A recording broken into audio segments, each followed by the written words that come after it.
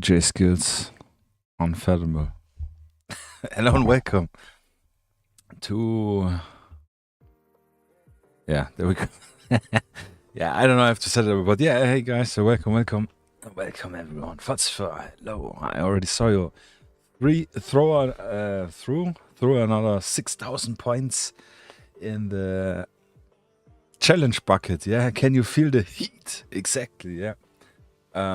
I don't know if you guys have been from the beginning. Yeah, maybe you heard the first song more or less, which was the intro song, the longer version of our intro song from the podcast I ran with Ben, my buddy, who's now doing on the Iron Dice blog. I think also doing a podcast, yeah, about World War II stuff, which was heavily inspired. Yeah, I mean, technically it is the heat scene from the robbery, which I added some music over and remixed it, and we have the heavy gunshots, yeah, which was the idea to set the scene for the podcast. Yeah, little side fact. Yeah, I will put it on the end or maybe in the middle again. Yeah, so I hope you guys doing good. Yeah, I hope what's today? Thursday. Yeah, completely out of mind. Yeah, I'm so much stuff to do. I'm completely losing it in terms of the what day it is and everyone. Yeah, you can see with my hair here. Yeah, I need to go to the hairdresser again. Look awful. But nonetheless, yeah, I'm super excited for this miniature. Yeah, this will be really, really cool. And yeah, prepared it as much as possible. Yeah, I hope you had so far a great week. Only positive, only productivity. Yeah, hanging loose as much as possible. For myself, yeah, I cannot complain. It's just really a lot to do and a lot of stuff I have and want to prioritize. It's the thing, like I always say, everything is important. It's really hard to... There's so much nuances what to do first. I mean, the orders are the highest priority to get them done. Yeah, I have them all done. I just need to pack them. Yeah, do the little quality control. I mean, I do not the quality control. I mean, quality control I do when I remove the supports. Yeah, that's the first iteration. But when I pack them in the little Ziploc bags, yeah, I do the last check on them. Yeah, this is not the main quality control. It's just like I have them. I put them anyways in my hand. Yeah, so I look at them once and label the bags. Yeah, our labels which we have now. Yeah, and so if you're waiting on your order to be fulfilled, most likely will be done by what's today, Thursday, by tomorrow. So we'll ship out on Saturday. Yeah, so it's all done. The only thing that's missing is the KSK to remove them from the supports. I have not managed this. Yeah, and setting up the stream was again. You probably noticed me typing the correct name in the waiting up stuff. Yeah, Lurk Search. Yeah, hey my man, welcome back. What means back? Yeah, technically yes. Got some stuff in my basket ready to order. Nice, very good. Yeah. This Saturday and Sunday, I'm gonna look at the GSG9, or not gonna look, put them up in the store, as well as the other new miniatures from Don't Drink and Paint, and the other stuff. Yeah, got my Balaclava ready today for Cat. And yeah, so excited to get this the GSG9 stuff ready. Yeah, that will be really cool. What else? Yeah, that's technically it for me, from me. Yeah, so gonna show some stuff as usual. Yeah, nothing really extreme. I think the biggest I talked about this last time. Yeah, but let's head over. Ah, Baklava. Yeah, I really need my glasses today, actually, but I have no idea where I put them. I think they're in the living room. Baklava. Baklava is really good, really dangerous. Yeah. You've got the Zone Chimeras and Ink's Death Grow. Yeah, the Zone Chimeras are really cool. Yeah, like you. I mean, nah, not bad jokes. They're good jokes. Yeah, Zone Chimera is this one we have here in my preview. Yeah, I like them a lot. They're really cool. I need to base them. I still haven't based them. So it's cool. Yeah, they're very nice, and they work perfectly for anything. Yeah, could be escape from the laboratory. Could be a SCP anomaly. Could be a mutant. So I think they're really nice, and I painted them up quite easy just with speed paints. Literally 3 different paints. Really nice. Yeah. And the Death Crew Breacher team, I've been waiting to paint those. Generally the Death Crew are really, really cool looking ones. But yeah, let's first of all check the miniature of the day. Got our own bank robbers category. Yeah, and we will be doing the classic Heat guys in the suit. Yeah, the voting, everyone voted for Chris mostly, which was good because this was the one I would have picked anyways. If I would have just picked it. I think he's definitely in the movie the coolest character, and yeah, generally the more cooler pose. Yeah, tone down the music a bit. Yeah, so I'm super excited for those.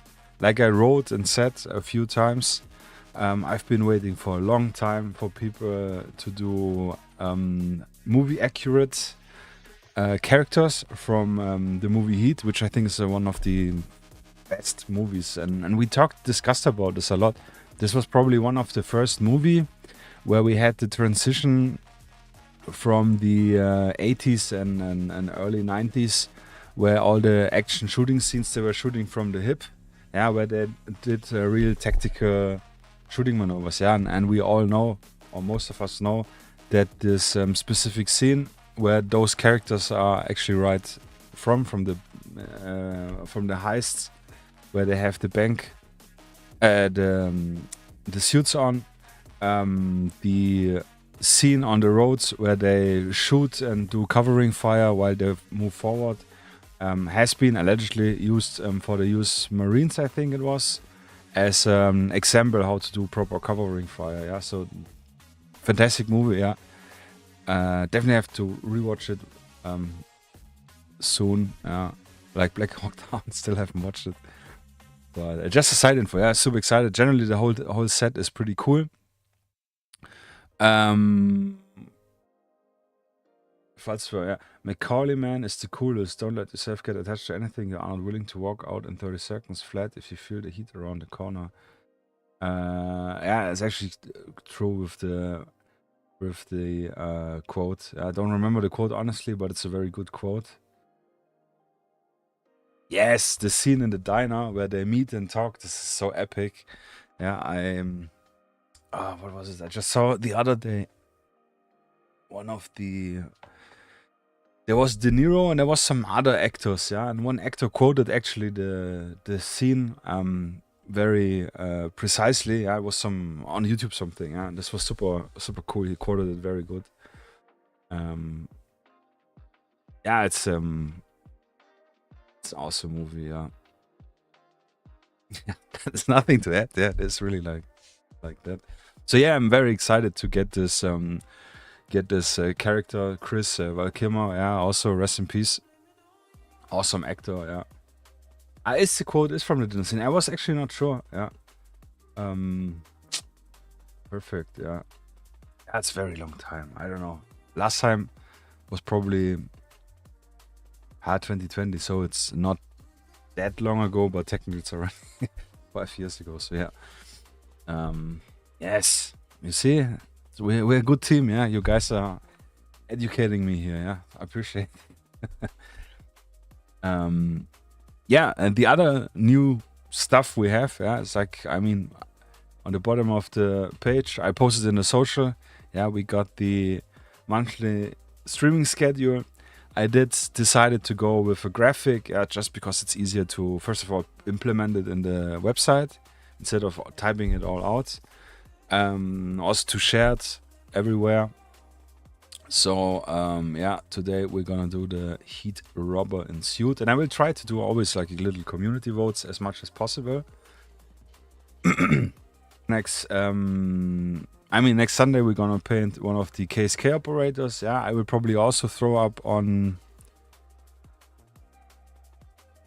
maybe on, if I manage to get more than one based and primed, we'll do it on Saturday. Then you guys can pick from 2, 3, or 4 different miniatures, which one we're gonna paint this Sunday. Yeah, super excited for this. I will Sunday also make a proper announcement, yeah, because besides telling you guys and showing it and posting it on the Instagram as a story, yeah, not even a proper post, I think. Nobody knows about it. Yeah. Yeah, my fault. Yeah, it's just there's so many different things to think about it. But for the Escape from In-Country US PMCs, yeah, we will for sure have the vote, yeah, because it's like 2 figures in the set. Yeah, I think this will be cool. I like them both, so it's for me already hard to decide. So I let you guys decide. And we have a surprise, yeah, on this date. Yeah, we'll not tell much, but maybe you can guess it already. This will be really cool. I got here some classified ops, mystery streams, just to make it interesting. And also to have, if something new pops up, something interesting, that I have a little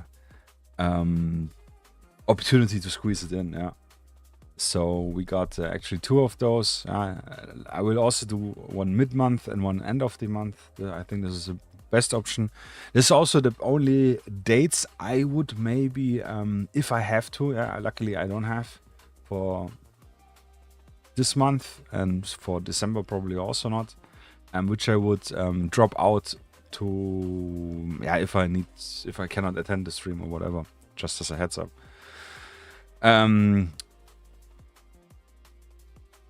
Natalie Portman plays a role there too, since we talked about Annihilation. Ah, really? She did?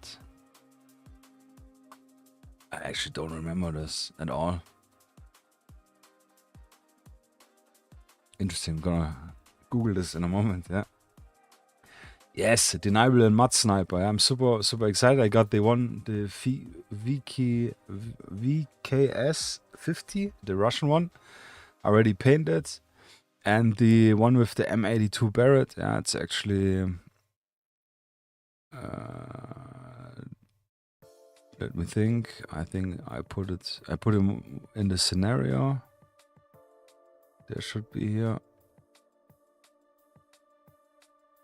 Yeah, and also in Cartel one, because I think he looks very like a Cartel assassin. Has strong vibes. Yeah, it's very cool character. I like this a lot with the poncho. Also, he got like a backpack on, which is it's not so good visible in the render, I think. Very cool figure. I have this based and primed since a long time. Yeah, this will be a very cool one. She's the daughter of Al Pacino. Oh man, I really don't remember. Crazy. One who tries to... this I think I remember faintly. Not sure. But yeah. Good to know. Yeah, I really don't think I could remember this. I can remember this. Yeah. So, and then we will always do every month. I want to do it. Yeah, I just don't have any space here to add it monthly. And we will do an open ops, yeah, open operation, which is always a community vote stream, like a really community vote. The other ones is just like I have a fixed set, and if I have ABC variants, like we have with the rubbers, where we have 3 miniatures, that I let your guys pick one. But the open ops will be completely a voting, so we will probably do. I will probably start next week, just so I don't have to rush it out. With the first vote, where we're gonna decide between a miniature and vehicle. Yeah, we'll set up 2 miniatures and 2 vehicles maybe. Yeah, because as you can see, we don't have any vehicle. Oh, sorry, I'm in heat mode. Yeah, that's very good. Yeah, very nice. And yeah, and then I'm gonna pick your vehicle miniature, and then we're gonna boil it down between which of the vehicles. I don't know, something like this. Yeah, but definitely full. I mean, mostly full control on your sides. Besides, obviously, me deciding what I'm gonna set up here. But this will be cool. Yeah, and then we got one of the meaner civilians. Yeah, something relaxed. There are like 4 civilians in the set. We will definitely have again a vote. In this regard, guys can pick one of the males or one of the females. Fuck off, mate. Spammers always. Intestinal turbine. What the heck? But yeah, so again, feel free to screenshot, save it if you want. Yeah, put it in your calendar if you think something is very cool. I already heard quite a few are interested in the KSK operator. Yeah, I think I also would be interested in seeing how I'm gonna paint Multitan. Yeah, this will be super interesting, and yeah, I'm looking forward to it as well. I mean, I'm looking forward to everything. But this one will be very special, unique for me as well. But yeah, so I will every new month throw this out and just update it. I posted it all on social media. But again, if you misplace it on the bottom of my website, deskorps-de, you can find the stream scheduled. So enough plugs in this regard. We're gonna go through the news later, and we're gonna check out, well, Kilmer, yeah, not this one, but here, yeah, from the scene. Yeah, so this is actually a really good picture here, where we can see that he has actually, I had in my head they had black suits. I don't know, so that's why it's always good to have a look at the reference.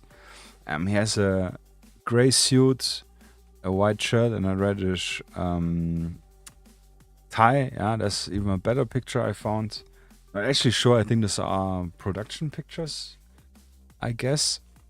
So here we have very good visual representation what we're actually gonna do. Yeah, he will be blonde, dark blonde, as much as we can possible do. I don't think we can see the vest really, because he has it closed. We can see the ammo, the magazine pouches on the right side, I think. Yeah, and yeah, I think we just do the suit gray. I will probably not try to paint on the fabric stuff. Yeah. Well, Kilmer looks like he's about to sneeze.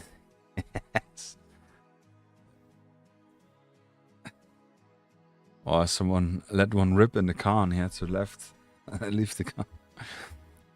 Yeah, the duffel bags actually I wanted to check. But I think they're just black. Yeah, they're pure black, so this will be rather easy. They, as far as I know, they don't have any markings. Here's the same picture actually. The gun, how to get the look. I sadly I don't have a gray suit, or I would have probably put one on. Yeah, I saw that Commander Store has the heat vest. Yeah, I was nearly into buying it. Yeah, but it's just cool. But I think it was $100. They had it on offer. Yeah, a black digital watch. That's actually cool. Good, very nice details.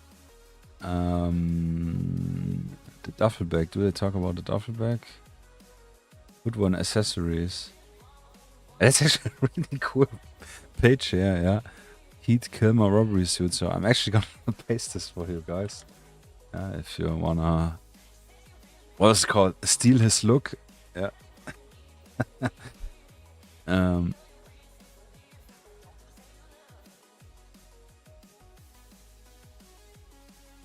yeah, but I think it's just black duffel bag, so this will be rather easy.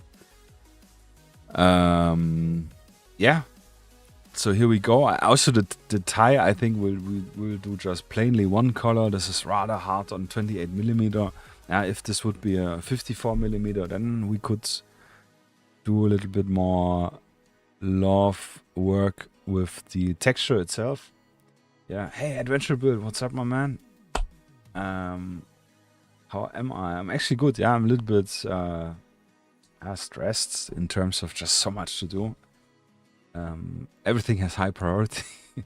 But besides this, yeah, I'm super glad. Yeah, stream is awesome. Like I said, it's for me always like taking a break. It's very nice. And yeah, I hope you are doing good, man. How is it hanging? And yeah, thanks for joining, man. I appreciate it. We're just looking at the fine gentleman and his suit. I think this will be, yeah, I know I say this always, but this will be rather a simple one. Yeah, we don't have any camouflage. And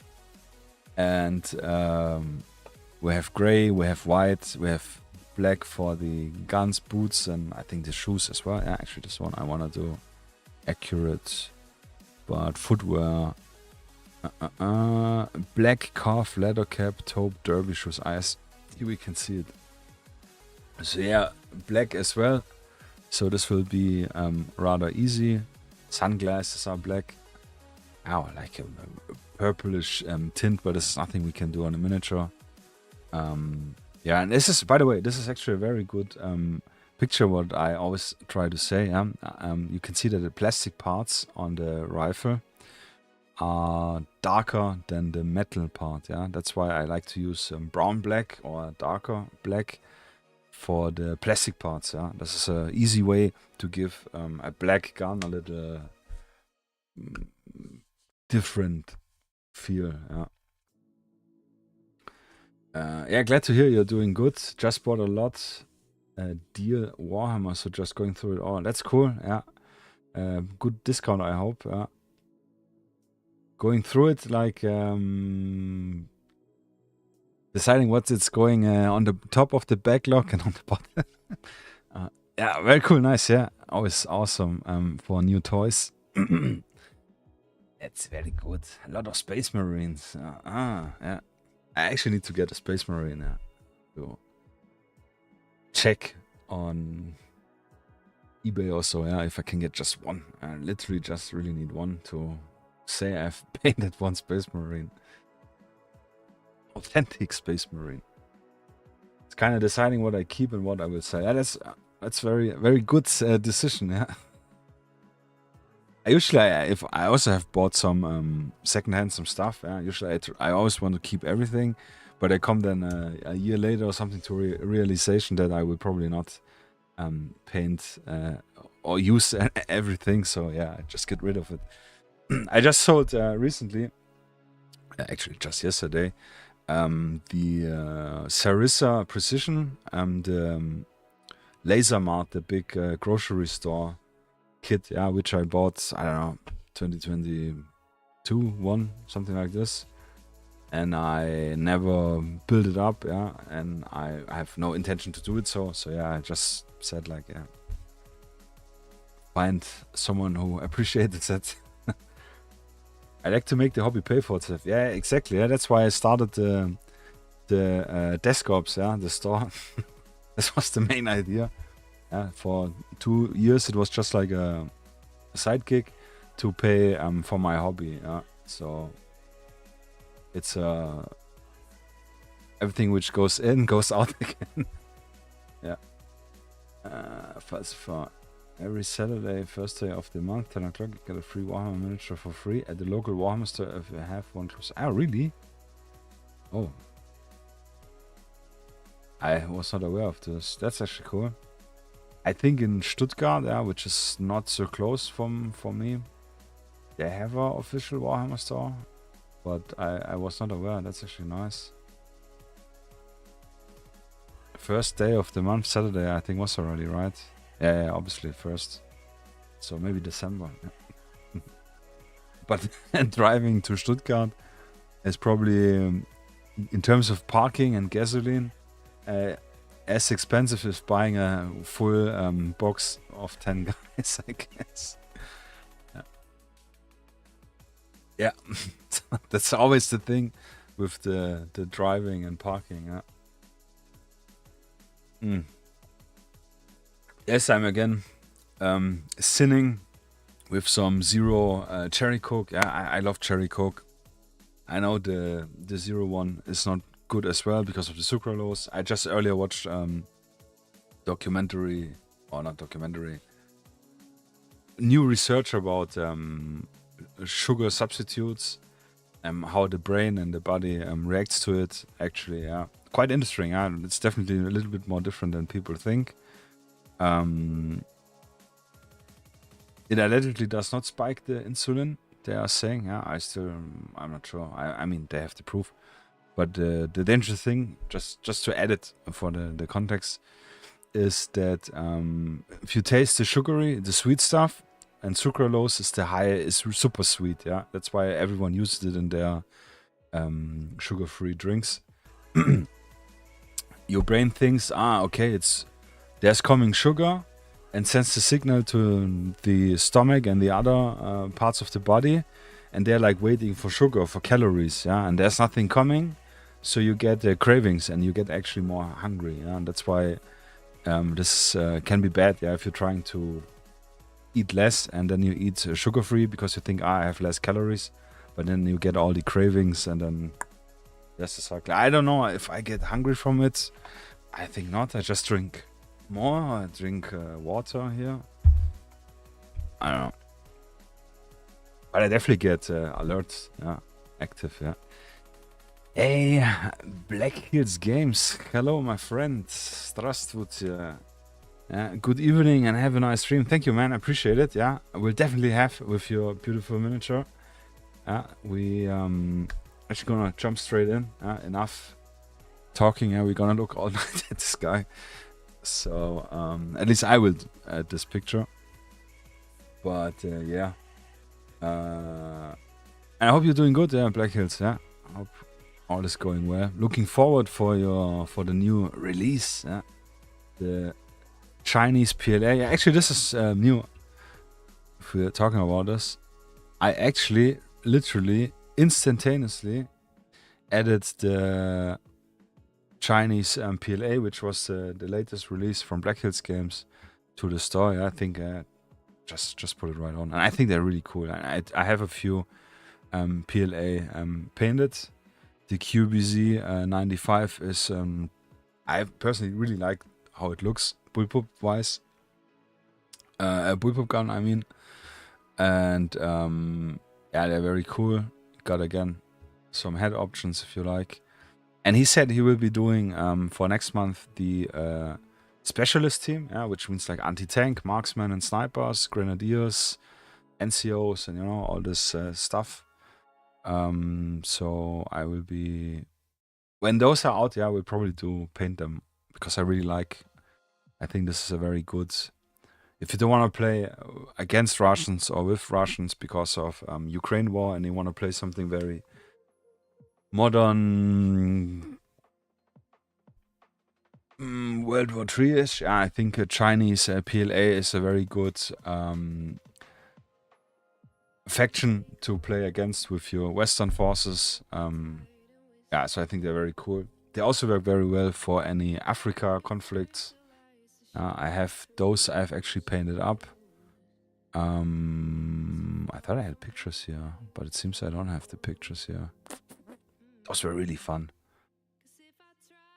They are maybe here. Yeah, here you can see them.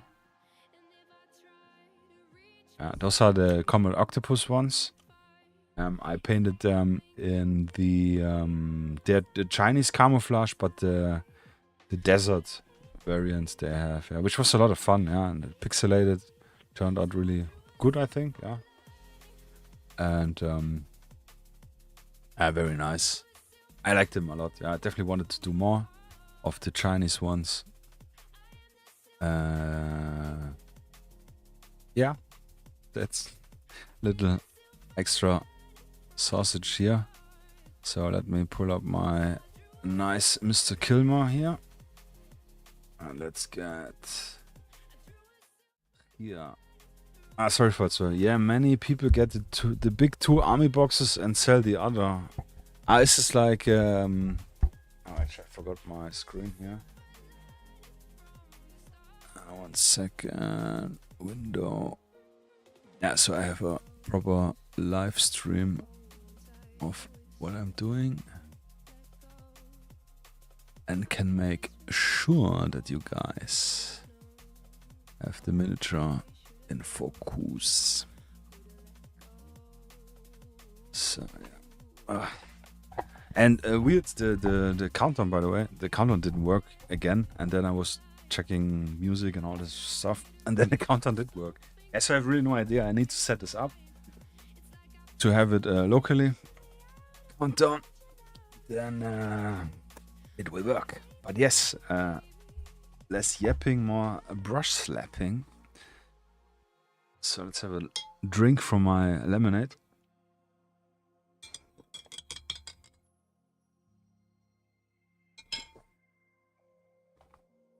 Very good. Very good. So, Mr. Kilmer is here. Primed him for a change, yeah, in gray. Actually, I think just makes maybe a little bit better if we're gonna pay him gray. Yeah, but I think he looks very good. Yeah, you did. I actually did take some time to clean the supports away from the backpack. Yeah, not so much on his ass. Just scraped it a little bit with the knife to give it a little bit more cleaner surface. What did I do here on his face?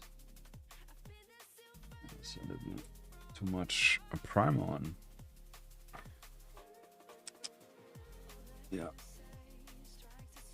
Drooping from the sunglasses, it seems. That doesn't matter. Oh, it's peeling off, actually, not sure. Yeah, you can see below the sunglass. But yeah, I think it's a very cool miniature. I like them all. They look really, really nice. Got them all prepared because I will do the videos. And I think he nailed the faces very well, yeah, as much as possible on the scale, obviously. Yeah, Robert De Niro definitely looks like Robert De Niro. Zoom in a little bit more. Yeah, I think it looks very good. He also looks very good. Yeah, I messed something up below his eye. I can actually not really see what it is.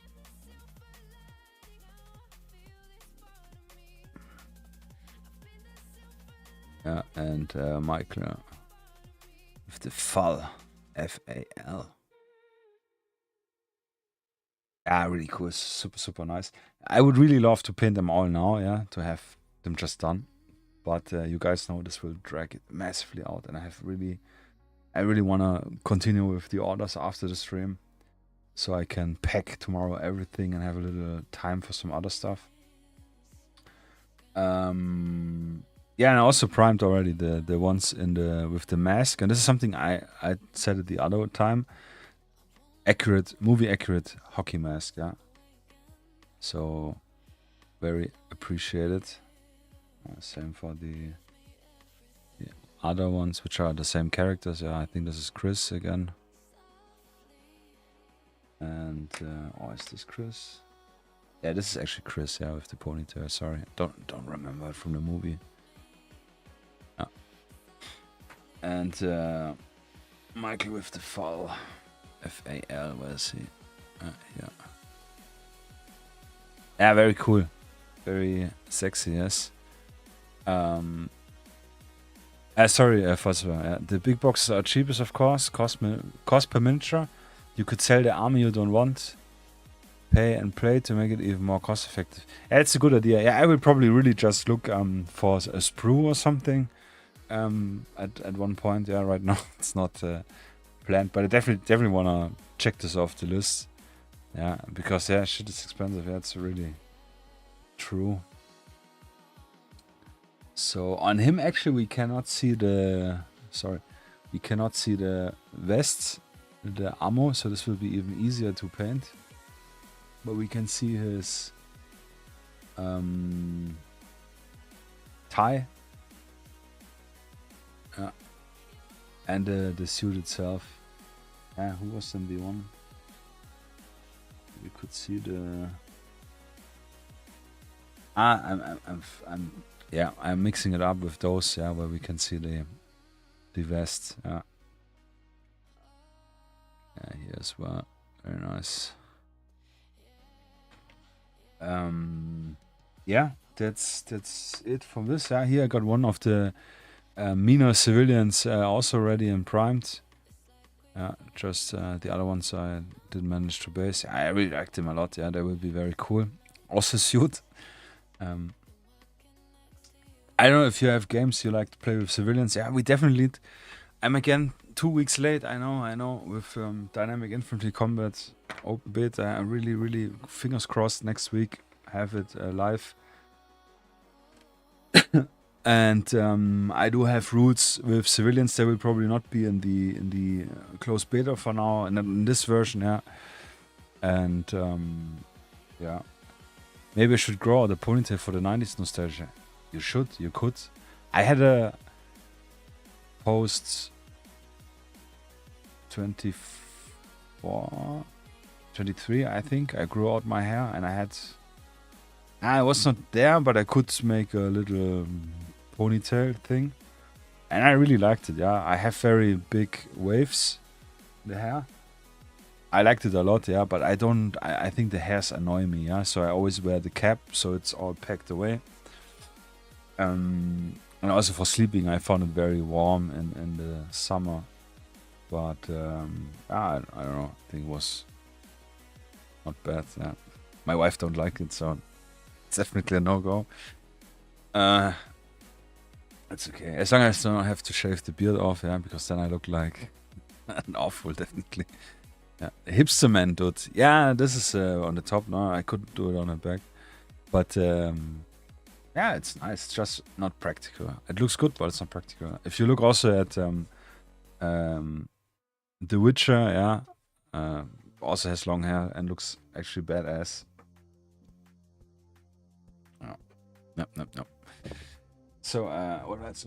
Yes, I primed this fine gentleman from the Humvee.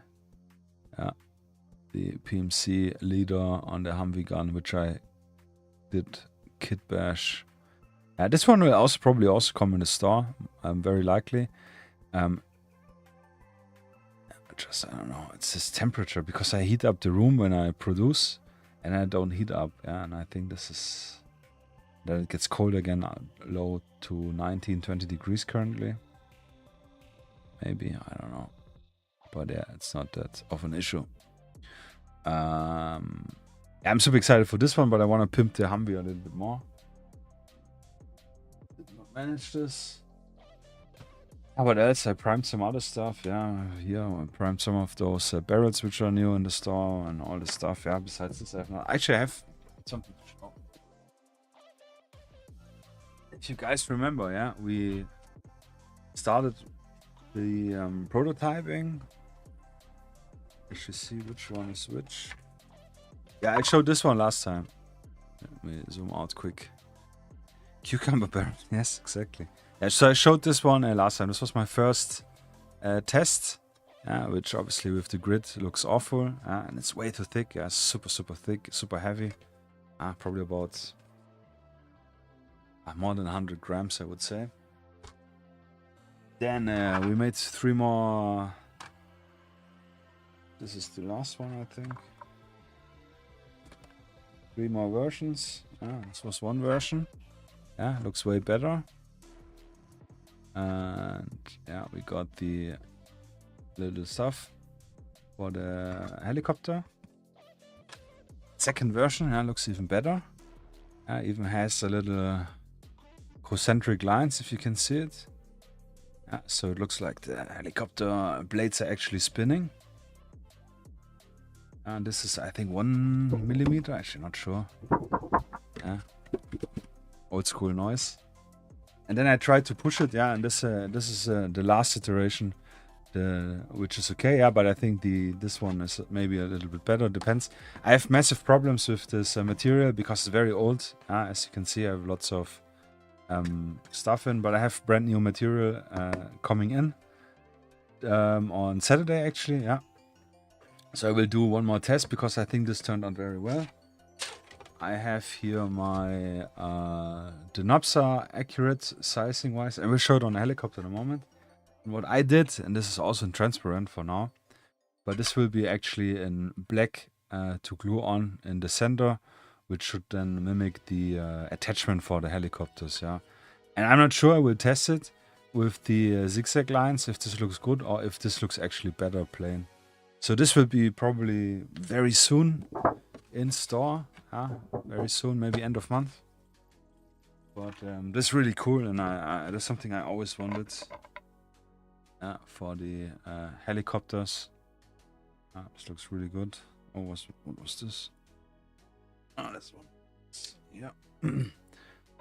Yeah, I think here it's maybe better to. And this will be black. Yeah, this is just for the testing. But then put it on a stand and I have a very cool flying helicopter. I show it on the other screen later.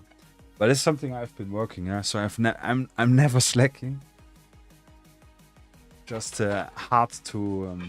I want to do more, produce more stuff, but I need to also do my counting, my invoices, the orders, obviously.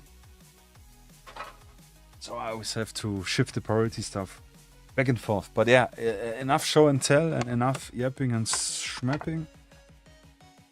Let's get the brushes dancing. Yeah, already an hour in. So let's top up my humid, not wet, but humid palette. Too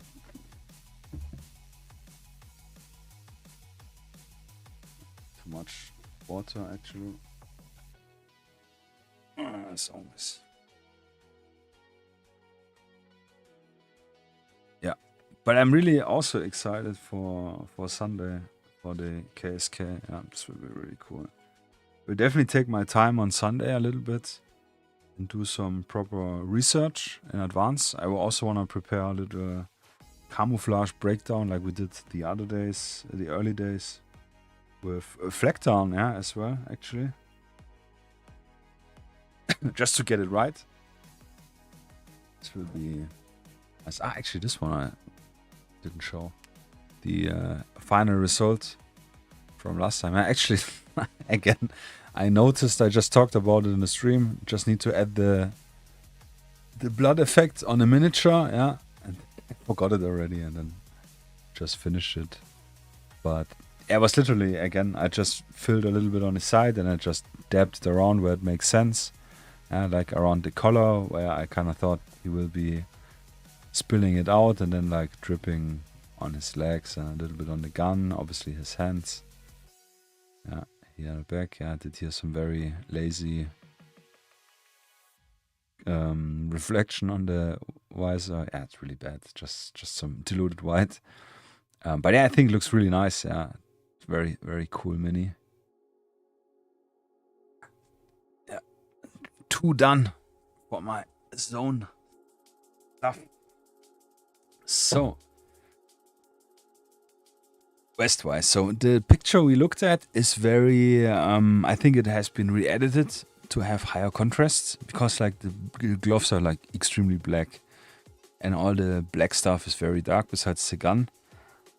So I would technically assume the suit is maybe darker with the same reason because I thought they were black. Yeah, maybe, I don't know. So we have 2 options. Gray wise. We have ash gray and we have uniform gray. Yeah. So I think uniform gray is a little bit too dark. So I would go with ash gray. And yeah. wash it, then it will get dark anyways, and then we're gonna highlight it with maybe not white gray, but I have pale gray. Pale gray, which is a tiny little bit lighter. Gonna try it out. So this for the gray, obviously skin, the classic mix. Gonna do Kislev and Cadian, which I'm just gonna do actually right now. As is tradition, yeah, skin first. And yeah, for the gun, we're gonna go with our smoke black and brown black, or necromancer cloak, black gray, and so on. What else do we need? The tie, yeah, it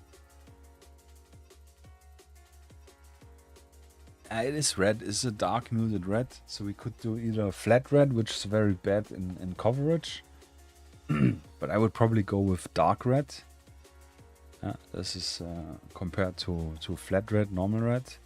Looks a little bit more elegant, and not just red politician type.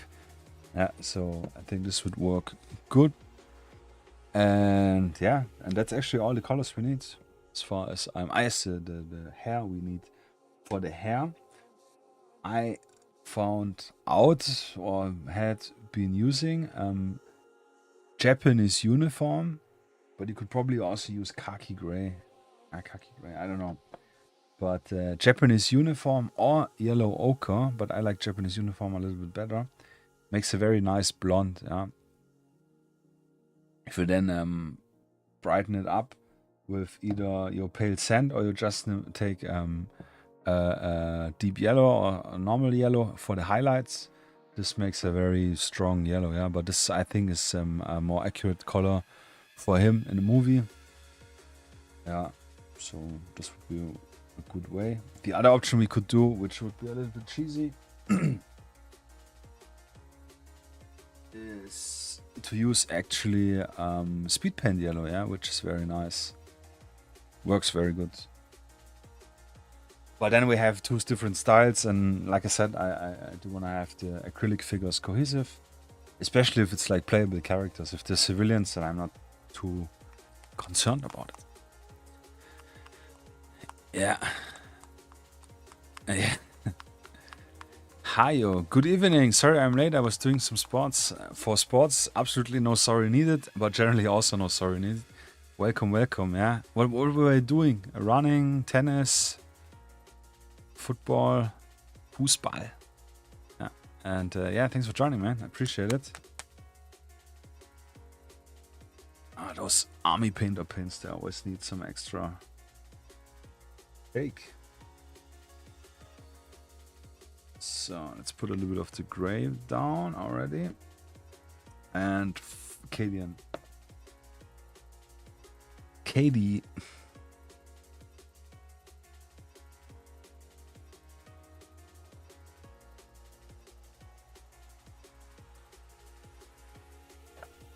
So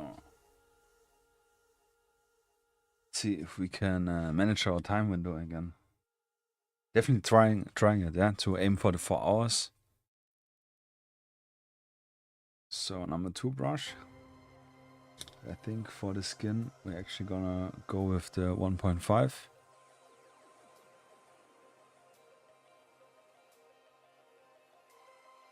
Water drop. Kyokushin karate. So classic karate, or is it something else? I used to make do karate. I think it was called actually. Yeah, back in the days, I was 11 years old, and I made the yellow belt, I think. Yeah. So there was like the white yellow and then the yellow one. And I was about to do the blue belt, I think. Is this the brown? No, brown belt is later. I actually don't remember. I think it was the blue one. But then I dropped out because, yeah, I don't know, was getting a teenager and then the interest shifts. Yeah, as usually.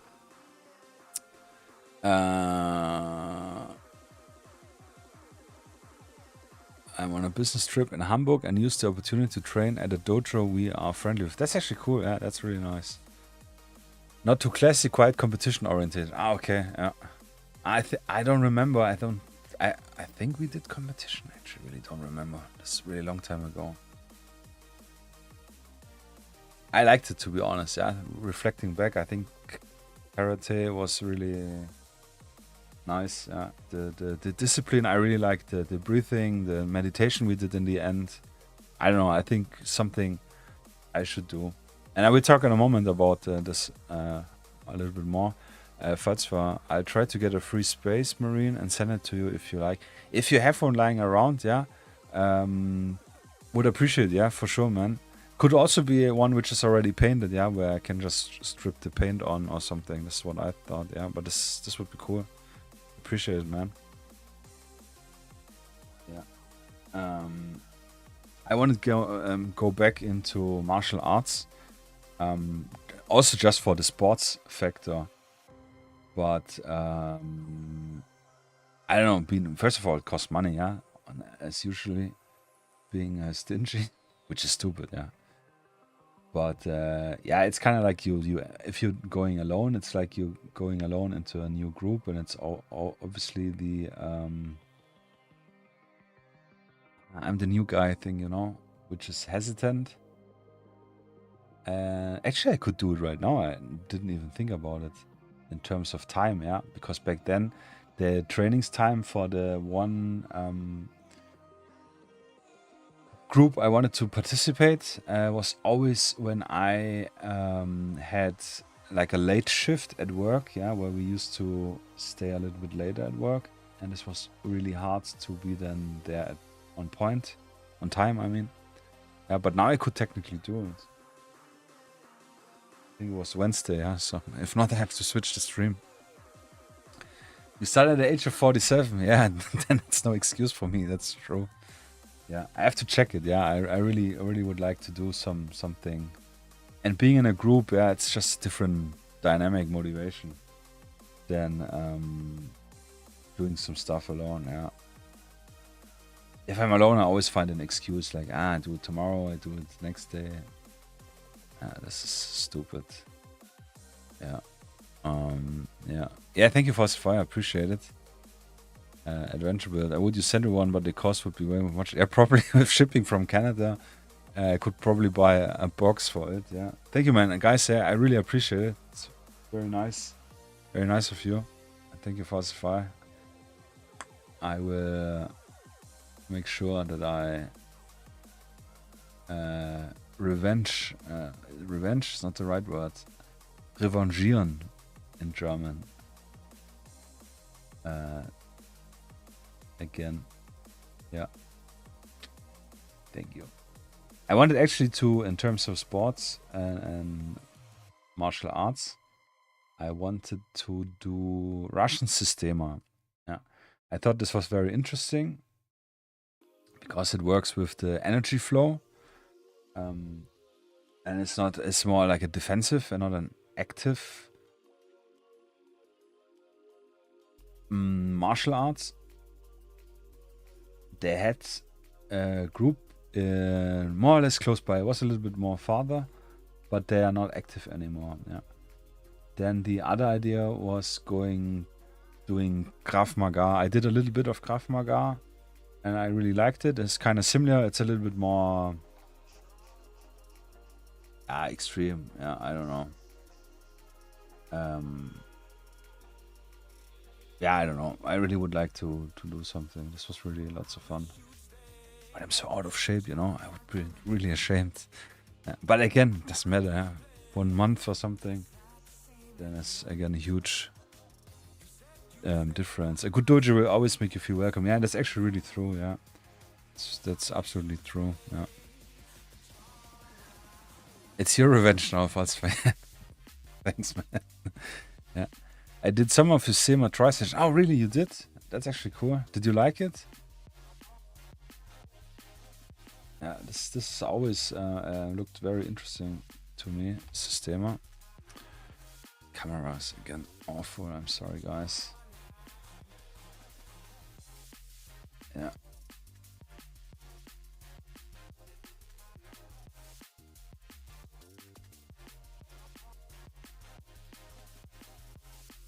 Yeah, I really don't remember what it was. I actually have to check out. Was it Taekwondo or something? I really don't remember. It's again a few years when I was investigating this stuff. Maybe it was Krav Maga even. The dojo, the school I was looking at.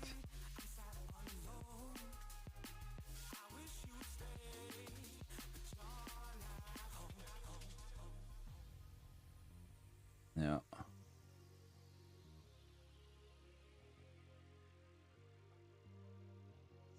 Karate. I wonder if I still have my yellow belt.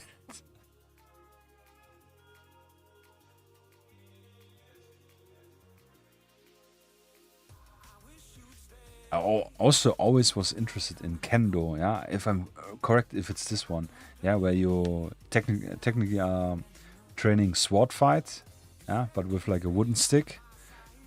This I always found extremely cool. It's not so much, I would argue, not so much useful in reality, but it's definitely cool and definitely impressive. And all with this tradition, but it's probably really expensive to get the equipment and the gear, yeah. Oh, you did 6 months of kendo, yeah.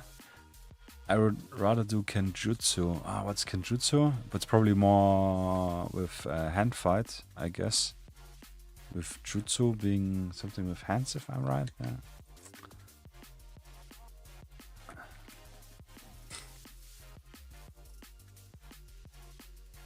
As long as I don't have to crawl around on the that's good. My legs, my knees. So, skin is locked in. And then I think we're just gonna slap the whole suit on.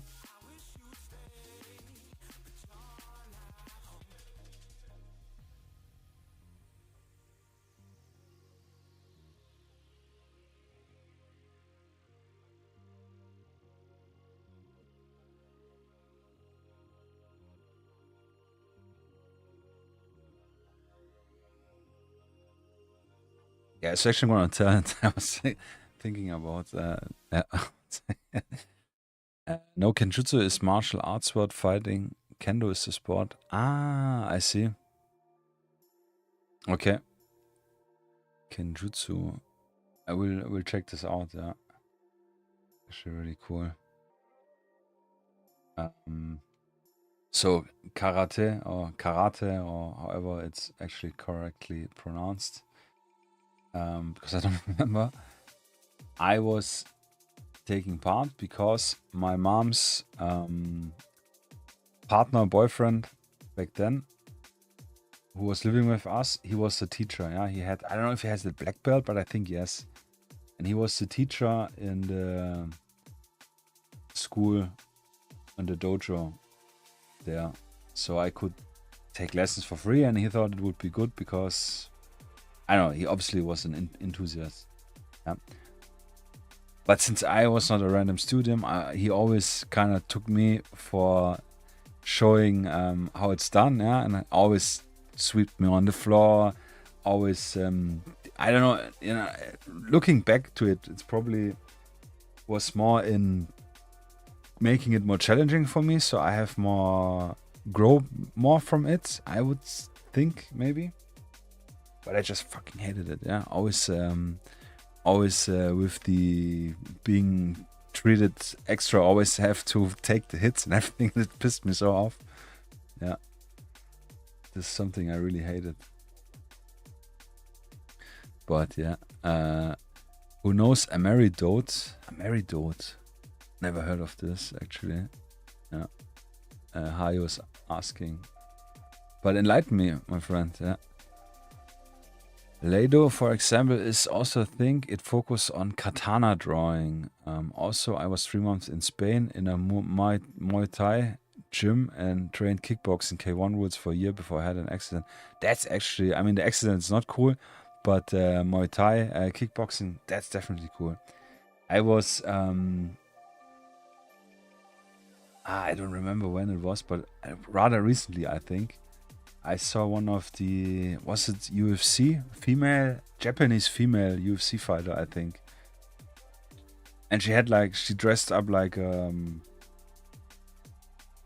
pink, was from Street Fighter, the Asian girl with the kick. Shung Li, I forgot already. And she was always training kicks, yeah? And she wins the fight with just few kicks, yeah, because she's so good. And then someone made a Chun-Li, yeah, thank you, Falsfa. Yeah, Falsfa always, my man, yeah. And there was a quote from Bruce Lee, like in the video, which was like, I don't fear the man who knows 1,000 kicks, but I fear the man who knows one kick which he trained 1,000 times, yeah. So, and that was so true, and it kind of made me think, yeah, actually it's kind of true with just sticking to one thing, yeah. Yeah. Re-stomp the groin. Ouch, yeah. That's actually, that's not so nice. Yeah. Punching in the nuts. Yeah. Nah, I got never punched in the groin or hit, but I always got, you know, like sweep and then I fall down and just, I hate it.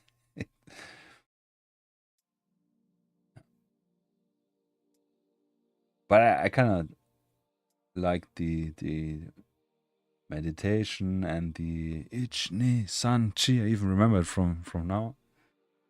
Ich ni san chi go haki, something like this. I don't remember. This was cool.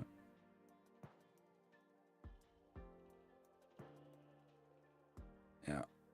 But speaking about miniature quick here, yeah, having him primed in a very light gray helps absolutely with doing just one coat of this gray for the suit. So if we would have painted him, primed him in our usual 10, could have been we need 2 coats. Yeah. So this is try to be smart if you can and prime your miniature accordingly.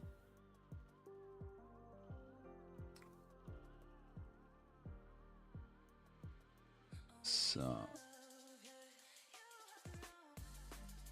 yeah, I think it's so bright that you guys cannot really. I don't know. You can probably see the gray.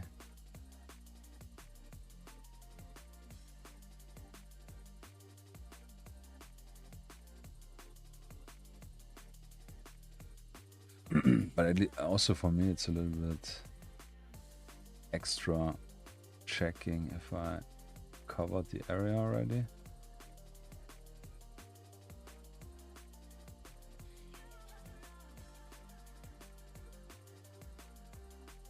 Especially inside the inseam of the legs. Yeah. Yeah, exactly. The guy who just trained one kick extensively. Yeah, I saw like this was like a compilation where she was walking the dog and was always doing the kick in for the movement. It's like the metaphor with the cat and the fox. The fox belittles the cat that it has only one trick in danger, but then the fox get caught by a hunter and the trick the cat was safe to and the one trick cat was safe doing its one trick. Yeah, it's actually yeah, it's true. That's why I'm definitely one of those jack of all trades persons, I would say. I know a lot of things, but I'm not perfect in anything, I would say. I'm decent, good, yeah. Decent in painting, decent in graphic design and music. Yeah, it's satisfying for me. But obviously my skills are not manageable or like comparable to someone who's doing only this.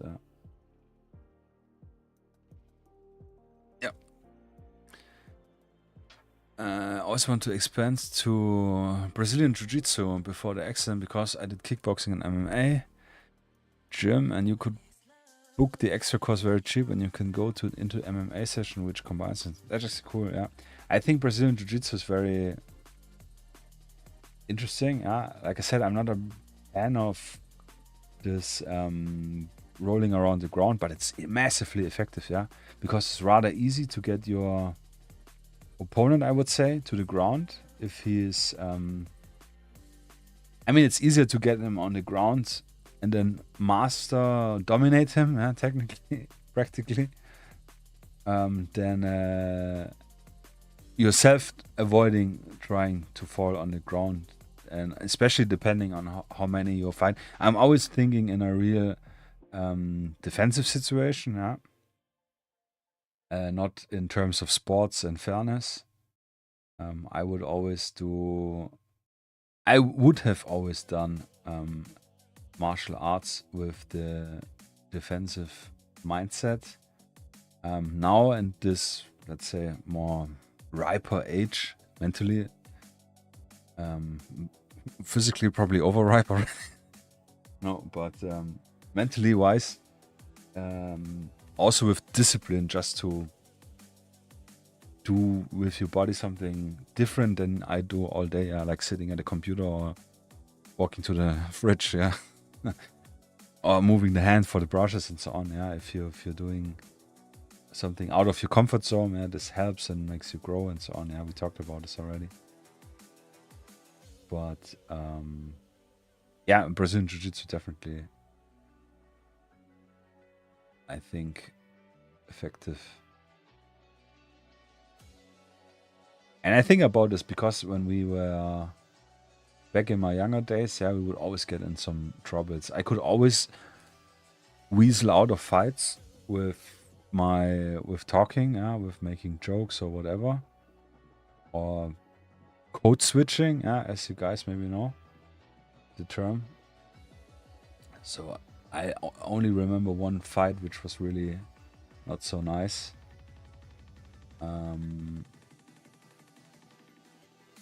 But besides, I could really avoid always any troubles.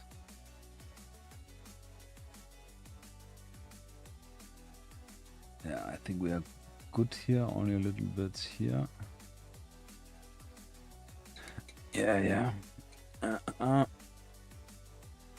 Bro, many situation and on the ground. There could be several. Yeah, exactly, but then again, you have more in your toolbox and better understanding of body mechanics. That's exactly what I also meant with to fall is a high probability. Just if someone grabs you and then can literally just drag you down. If you can be the master of the floor, then it's definitely cool, Several people. To be fair, kickboxing saved my ass, Did you had some situation? I remember I had one situation when I was doing karate and it didn't do shit, but probably I wasn't experienced enough. I was too much in the training focus, trying to hit a solar plexus. And the other guy punched me in the face and the eye. And this, I blacked out on this eye for momentarily, and then the fight was already over, more or less. But this was really, I was 12 or something, so obviously different situation, It was in a schoolyard, I think. Unfortunately, But luckily you had the tools to do something, I remember that's actually I do remember, we had a fight at a club, or let's go out, and then the guy pulled out a knife, and the only thing we did was run away, because, with the knife, better to run. At least what I heard and what I did,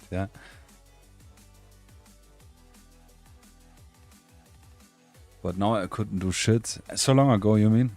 Yeah, that's the thing. It's too long ago. Same for me. I remember some stuff in theory, but 1000% I cannot execute them right. Maybe the hits with the fist, that's something I remember very well from karate. And I remember the kick, how it should go, but I don't think I can do it. Holding balance maybe already would be an issue. So yeah, talking about focus, may check what's here missing. I think actually nothing.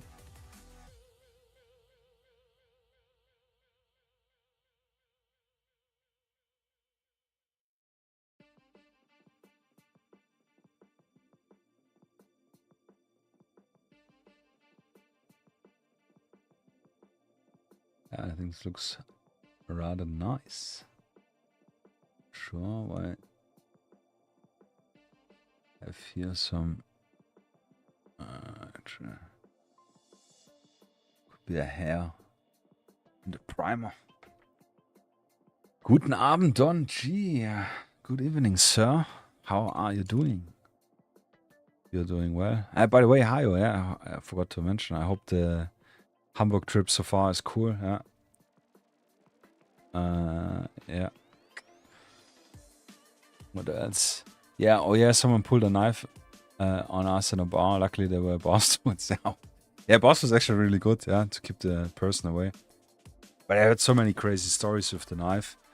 It really one bad hit and can be over. Yeah. With the just with the blood loss. So yeah, this is something not worth to fight for. And I mean, I've been besides the karate stuff, we have been. I have also been in a classic self-defense group, yeah, for some martial arts. Was some random mix. I actually really don't remember if it was something specifically, but it was just like self-defense. I don't remember honestly. It was a little bit later, and we did train stuff like, you know, with the pistol because it was interesting, exciting, and this was cool because we trained a lot with each other and also went a little bit more harder to each other. But now when I watch on YouTube stuff where they disarm people with the knife and pistol, I always think like, yeah, it's cool, but in reality, I think it's not how it would work. Yeah. Thanks, Tonji. Yeah, I'm good. Yeah, I'm doing better already. Yeah, the whole painting therapy is working for me. Just not my ass getting too big, I think. For nah, not really. Just not comfortable. Yeah. Besides this, lots to do as usual, but in good terms. So, quick recap. We could now do the black parts, because it's all rather easy. Smoke black. Yeah, first for I had some situation where I tried to land a kick and basically launched myself onto the air and landed on concrete because I missed the target. Yeah, that's bad. Too much impulse from the momentum pulled you off. Yeah. So I rather only do a leap or a teep. Also, teep. What's a teep? Educate me. Hayo. Yeah, the trip is good. We have a teaching assignment here, and I brought some modeling stuff. Nice, very good to me to be entertained in the evening. That's actually cool. Yeah, that's cool teaching assignment. Are you being taught or are you teaching someone or a group? I always liked the when we had. I mean, this was old work when we went somewhere to get a new certificate or something, which was. I mean, sometimes it was boring, sometimes it was interesting, but I like to go out with colleagues which I usually don't interact with, work with, from other departments. This was actually nice. I had a few times some like dangerous goods related courses, yeah, also with X-ray stuff, and also was quite interesting with how to identify bombs in X-rays and stuff. Yeah, this was cool. Yeah. Are we teaching each other? Okay. Nice. Much success. Or still, yeah. I guess only tomorrow and then it's over. Teep is a push kick. Oh, I never heard of this. Yeah, thank you. Learned something. Once more. Always learning. which is nice. Yeah, I'm definitely one of those person who always never satisfied with enough information. Always need to learn and check and research. So, smoke black for the duffel bag. Rhymes even. Then we're gonna do the same with the metal parts of the gun. Just being super careful here. Maximum control. Hi, what model kit did you take with your... Yeah, we're returning home tomorrow. Alright. I hope the roads are clear, yeah? Wishing you luck and safe trip already in advance.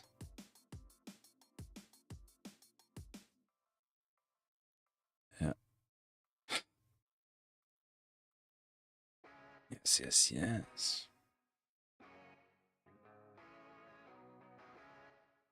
Yeah, besides that, what's new?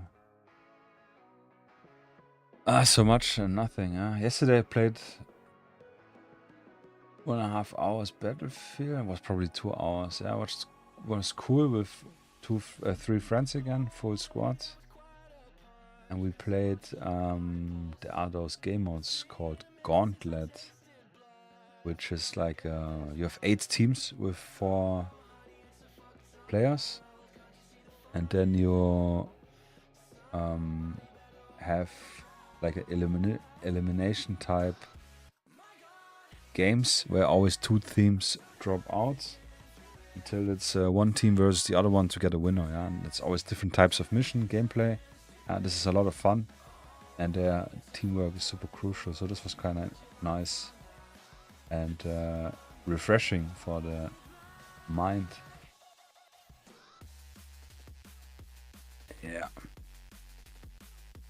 Striker M1127 vehicle. Nice. This the M1127, I'm gonna say now.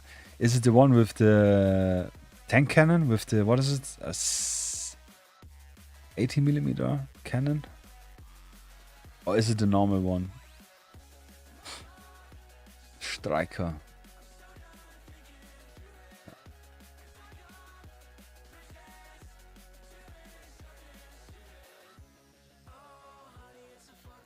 Yeah, so we will probably after the stream do an hour of Battlefield with my friends before they have to go to bed. Yeah, technically I should also go to bed. But then I'm gonna put on some YouTube stuff probably and continue the autos. Yeah, get them all ready, nice and ready.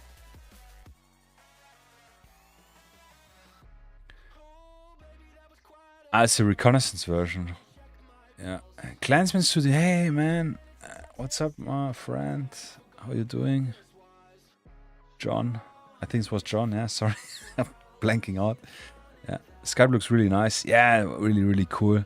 From Black Hills Games. Yeah, he's fantastic bloke. With the full gang. Yeah, Robert De Niro. Yeah, man. Thanks for joining, man. Appreciate it. Hope you're doing good. What you're painting? What is your current? Did you manage to get out of the rut of being tired and annoyed of painting all the epic? I think it was, right? Yeah. Epic scale. I'm so glad I can paint again today. That's something I really would like to have. 1 or 2 days where I could just paint, just some podcasts or anything on the side, music, movie. Movie's bad, always a huge distraction. Audiobook, actually, I have quite a few still open, and then just get some work done.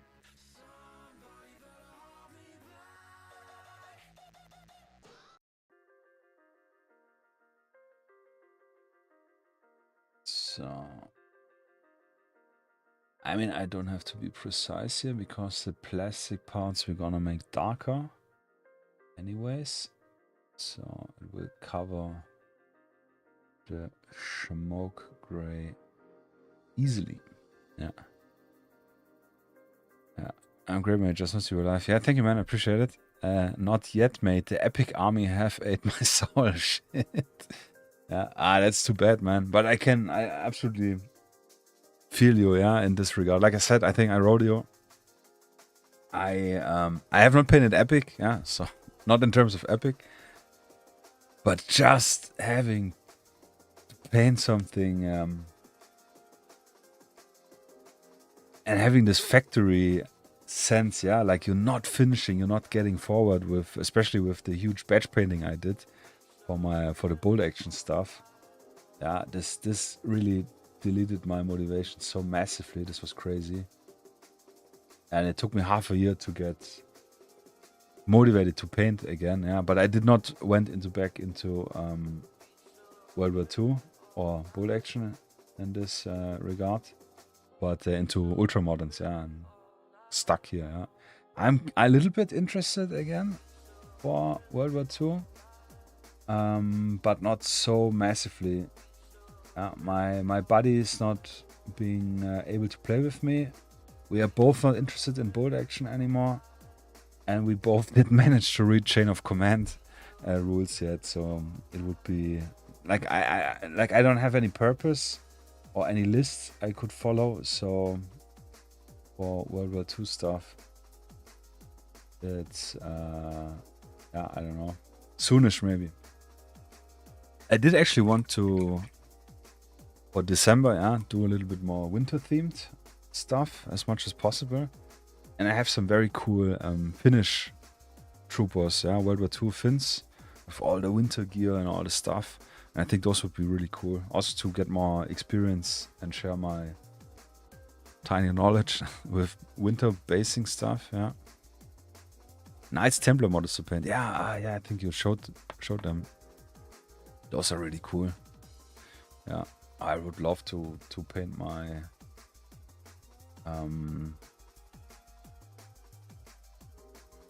Vikings, the Victrix Vikings for my Saga list, which I already forgot what it was. Yeah, completely forgot the rules.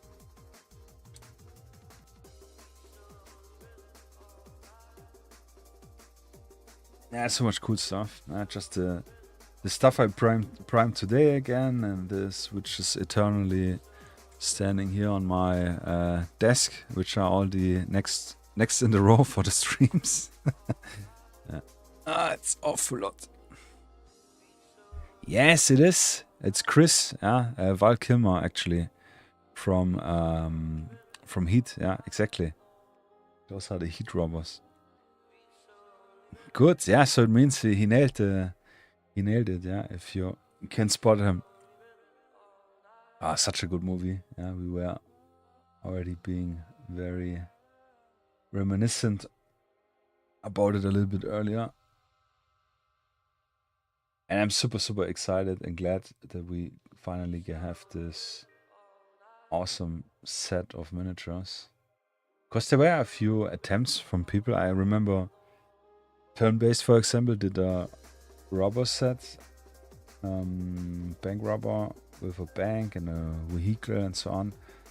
And he did one or two guys in hockey mask, but they were not the accurate ones from the movies, and they are, I don't know. It seems also he focused a little bit more on Payday, on the video game Payday, if you know. So it didn't satisfy me. Yeah, don't want to say they were bad, but it were not what I was looking for. Yeah, so that's really cool. And it's a vicious cycle, yeah, because when you have bank robbers, what else do we need? Police. What else do we need? A bank, yeah. So this is a tiny start for, again, a huge project in the background. Yeah. Yeah, amazing film. Yeah, it's so good. The shooting action is epic. Yeah, it's really awesome. Definitely. I've this scene from where they leave the bank in the suits, and then the shooting scene on the roads with the cops on the streets. I have watched a few times on YouTube. Yeah, this is really a scene I have in my head, in and out. I'm actually like looking at my reference because he got a beefier belt. I guess it will be, yeah, it's black with a silver buckle. Actually, he modeled the buckle strip. So I'm gonna make it black, and then later on the highlight face, we're gonna add a little silvery accent. But I definitely need to. I have some cops, but they're more like 80s style. Police officers. Which maybe could work, but they do have, I think, revolvers. So maybe need to check a reference. I think it's not the exciting scenario, but it's a cool scenario to showcase and to get people interested in playing, because something they know from movies and so on. And this, I think, is a very good catcher for new players, especially with Wedge from Urban Scatter Gaming doing right now the urban American New York type of stuff. Yeah, would fit very well. And I know, and he talked about it, that he is working on some what's called bank. Yeah. So, new table project. Didn't even finish the last one already. Wanting the new one. Yeah. The scene has to be watched with volume on. Absolutely, man. Yeah, absolutely, mate. Yeah. Headphones on and to the max. Or best case, if we have a proper sound system, yeah. Bass, so you can feel every shot in your lungs, in your chest. Yeah. Ah, so good, so good. And I was talking about this earlier, and I think, I'm not 100% sure, but I think that this was one of the first movies where they tactically shot, yeah, not the classic 80s, 90s out of the hip, like, you know, and then just twisting the upper body, but they were actually doing some tactical stuff. And then other movies started to adapt it.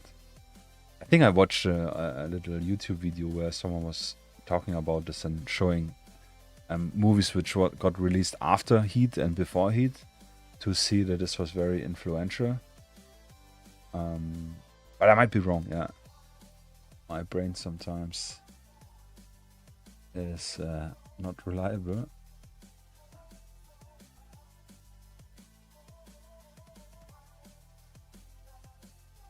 Yeah.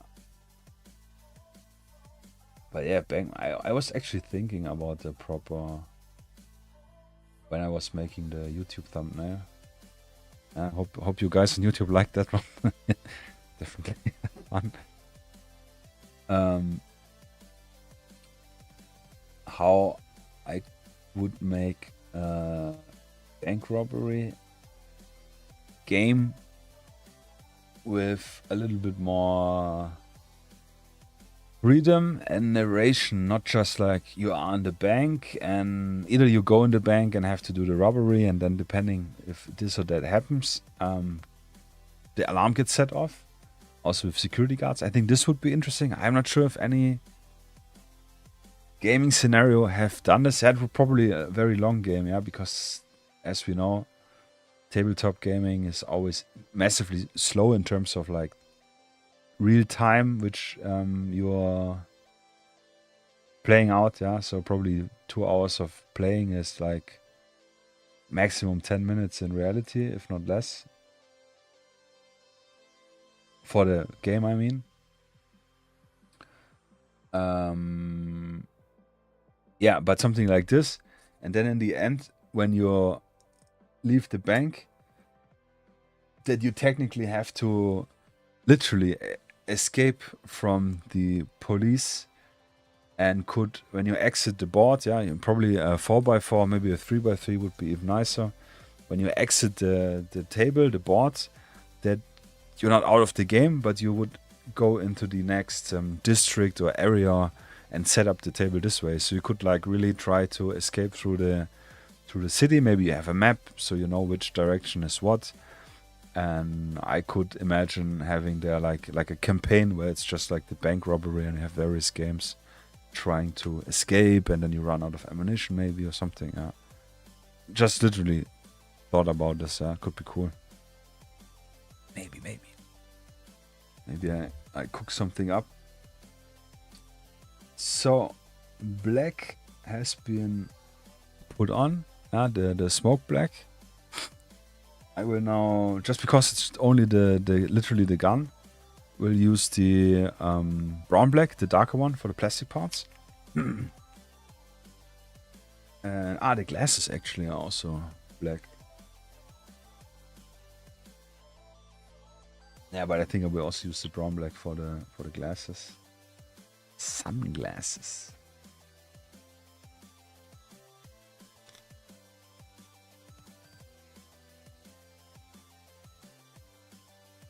Yeah, but I think a game in this type could be cool, and like I said, I do like the narrative style games, and I like the idea of being able to explore. Yeah, it sounds maybe for the bank robbery not as much, but if you leave the board and then you have to set up a new table and have different layout, yeah, this I think in theory could be cool.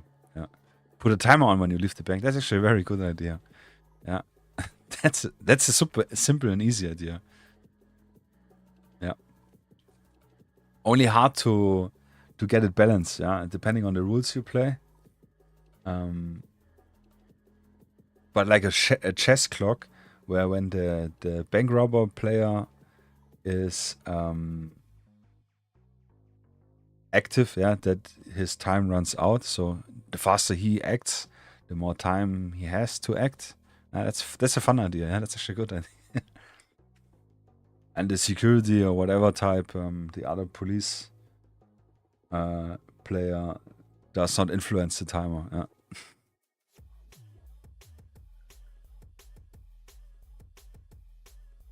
Because what I don't like is when I have games, and that's probably why I don't like bolt action so much anymore, is when you have turn counters, yeah, that you count every turn, and when you have 6 turns, for example, with bolt action, the game just ends. Yeah, this is I know it helps in getting the game is done, but it's super anticlimactic.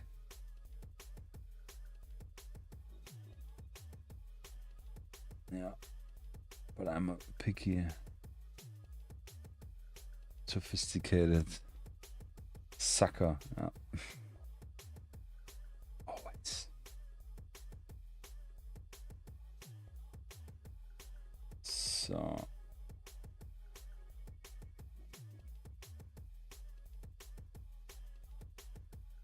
This will grab.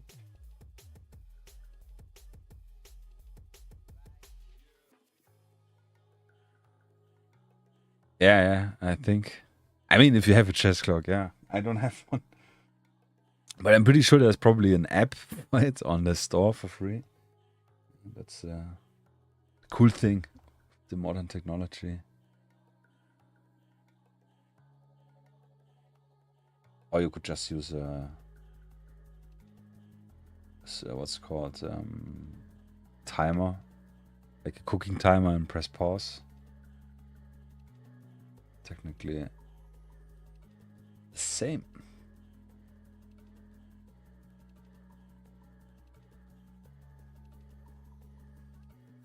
So just really trying not to make a mess so we have less clean up.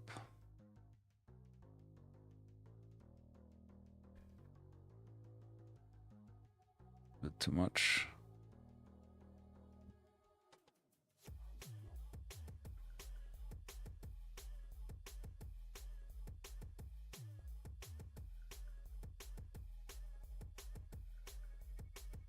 Speaking of bank robbers, you guys, any other bank robbery related movies you like a lot? Yeah, I have quite a few. Or at least one more I can think of, which I really liked. But I'm gonna ask you first. Yeah.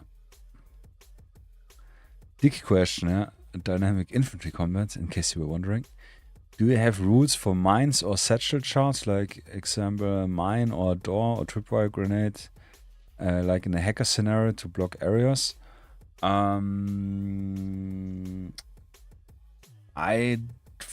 actually don't remember it. I think I have rules for the Claymore mine, because we have this in a lot of video game. That's where my main inspiration comes from.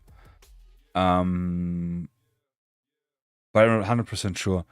But if it's like how I remember it, then technically it's just like explosive, the grenade, which has the same radius like everything, to keep it simple.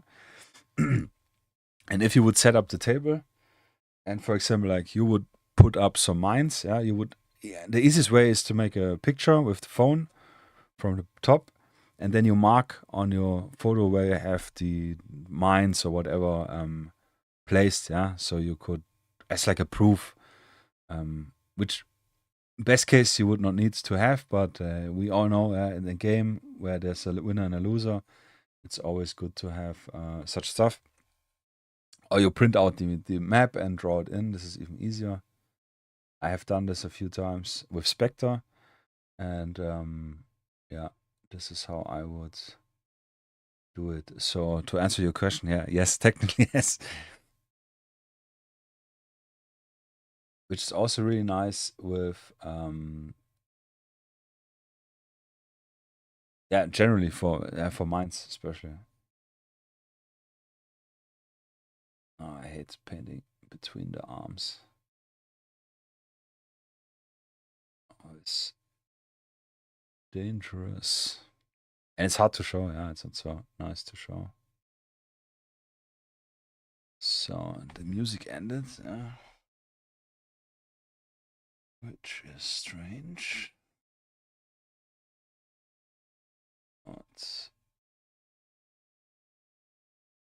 Let's go to the other playlist.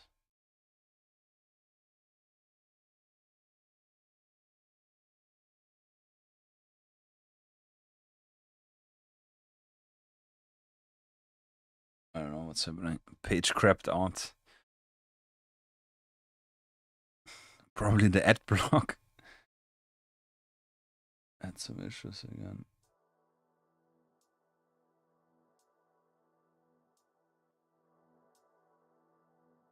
Yeah. Sorry. So, yes, the sunglasses. And speaking about movies, highest bank robbery movie. One movie which I always have very vivid in my mind and I liked is Set It Off. Not sure if you remember this one. It's about 4 girls, black girls or Afro-American, whatever you prefer. I think it's a typical early 90s movie as well, where they do some bank robberies after having financial troubles, and with what's it called, Queen Latifah, as one of the actors, which you probably know or remember. Fantastic movie, really good. Yes, Inside Man was the other one, which I could not remember right now. This one was really nice. But the Set It Off one, I have always, the end scene I have so often in my head. I don't know. Not often, but I don't know, occasionally. One of the many movies I watched myself in the younger days on television. And it also felt very realistic, gritty, unapologetic. No happy end, really.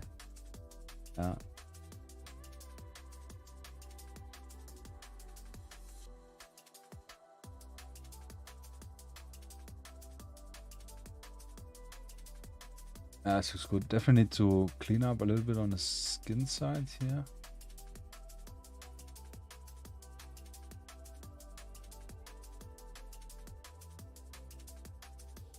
Inside Man was really good. And this was such a... The first time you're watching it was such a good one. Ah, The Town, yeah. The Town was with Ben Affleck, right? Where they had the nun masks. Yeah, it was also really good. Yeah. Yeah, I completely forgot about this one.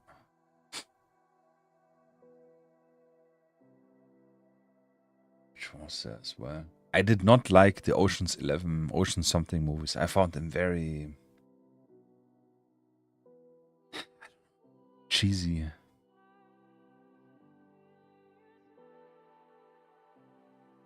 I don't know. If you watched one, you watched all. Highwayman. Highwayman was really good, yeah. Bonnie and Clyde movie. I remember this with Kevin Costner. This was really good, yeah. Also the also from Michael Mann with what was it called? Also 1920s, 30s. Was it Gun City or something? With my brain.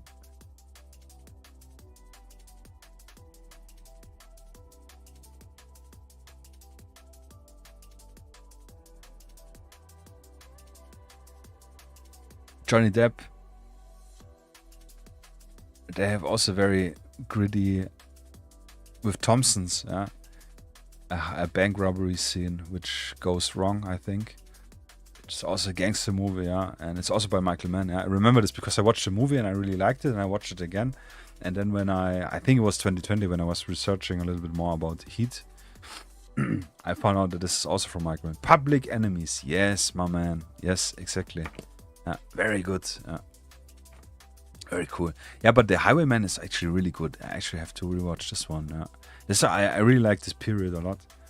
And one movie which is not really bank heist type is Road to Perdition. I really liked.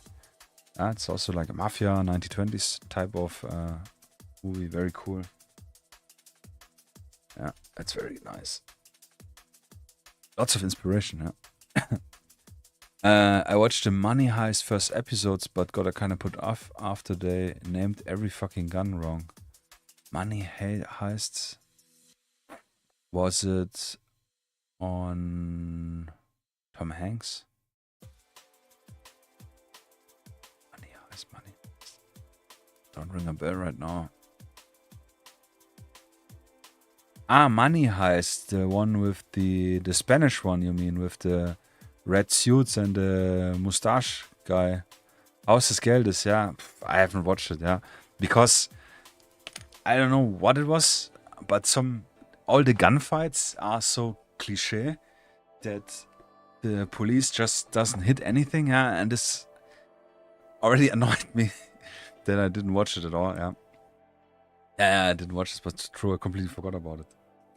I like the Rick and Morty heists episode, actually, where they take the shit out of the heist stuff. It's a really good one. Yeah. I never made it to any gunfight. Yeah, I think I just saw someone talking about it and showing scenes from the series. And this was convincing enough to not watch it. Yeah. It is what it is. So let's do a quick clean up here on the skin, and then we're gonna paint his tie and the hair, and then we can finally wash, and then we can actually go to the news, yeah, because it's already more or less time for it.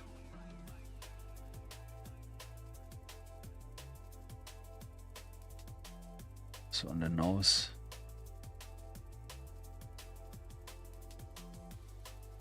There's a dilemma with miniatures which have very cool, nice poses like this guy.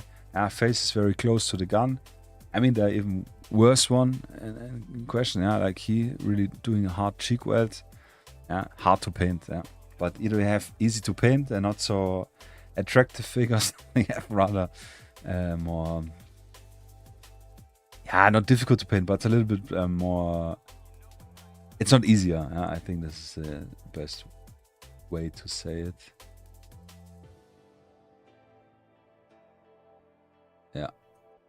But I'm not here to complain. I'm here to paint and entertain. Which rhymes again.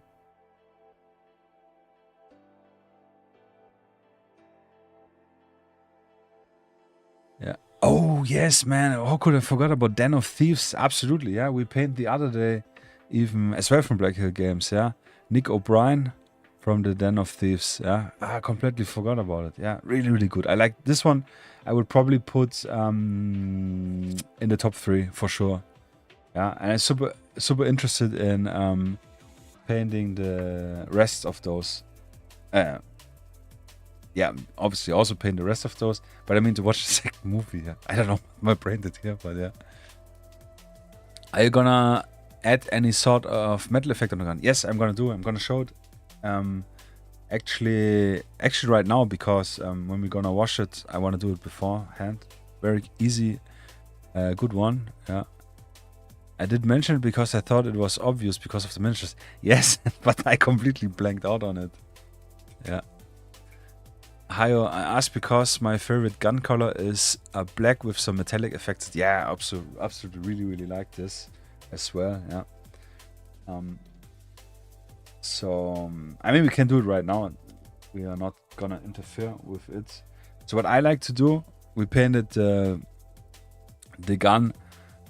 I'm not sure if the camera can really show it. But the plastic parts, like I said, are this darker black, yeah, brown black. In my case, or black gray from Vallejo and so on. And the gun itself, the metal parts in smoke black, yeah, which is a little bit brighter gray. It's still a dark gray, but it's a brighter gray. Yeah, I like the backpack. Yeah, here you can really maybe see the difference a little bit better. So the next thing I do is I use my gunmetal, which is a metallic paint. I don't know, I've never used this one. It's from a friend. Yeah, probably the same, more or less. Lead Belcher from Citadel is a classic one. And so on. So what I like to do, I think we did this at some... Yeah, I think we did it. Just a little bit on the side. Just a little drop. And then I take my brush. Obviously.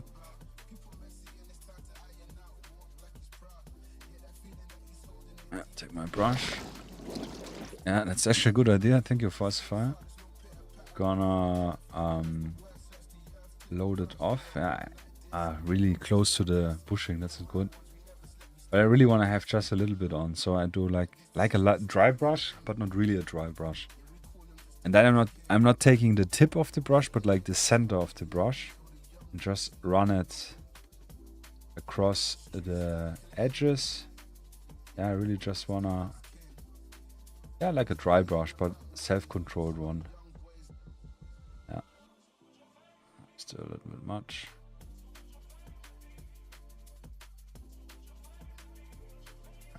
Same on the on the side. I can do it a little bit.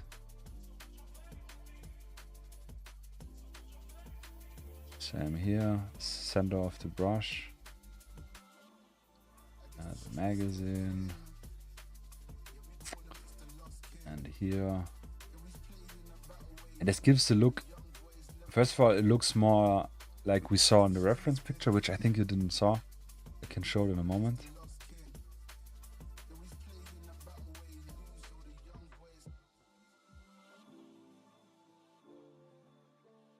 Because, at least in my opinion, if a gun, the older guns were blut back then, yeah, sorry. Blut, what's called in German? My brain.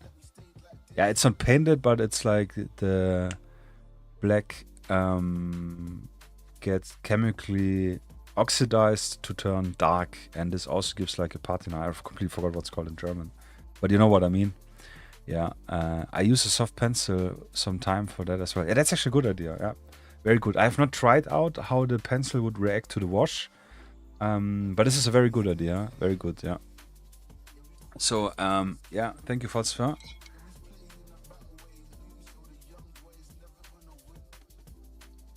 Oh, Phosphor beef jerky. Oh, I love beef jerky. I used to make a lot of beef jerky at home. Tell about it in a moment. Yeah. Ah, so good. But yeah, I have no idea how it will react. So it looks like this right now.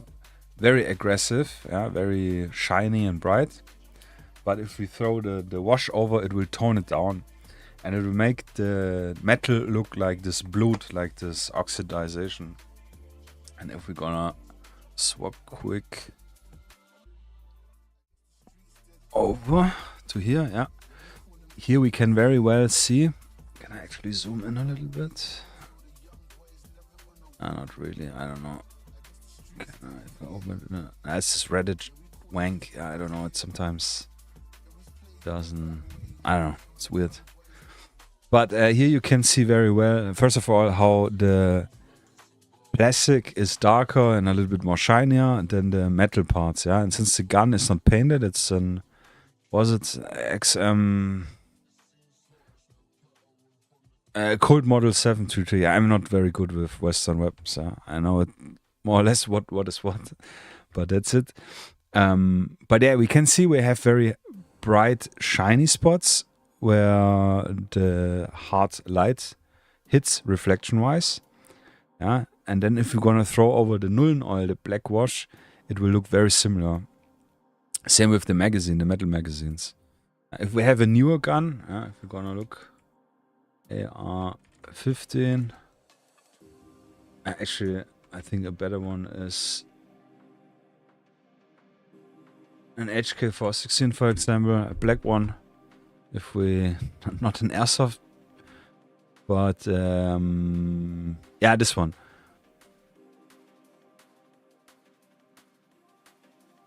Combat Operators. I assume this is a real one. Yeah, it looks like this. So if we... Is this big? Yeah, it's big. So you can see we have zero shininess. And we have some highlights at the round parts, because this is naturally, it's a metal surface. But it's painted actually, yeah? So it's black painted and not blued. So if you scratch the paint, you reveal the metal. On a gun which is blued, which... what is it called in German? Really, this is annoying me. Falsfor, help me.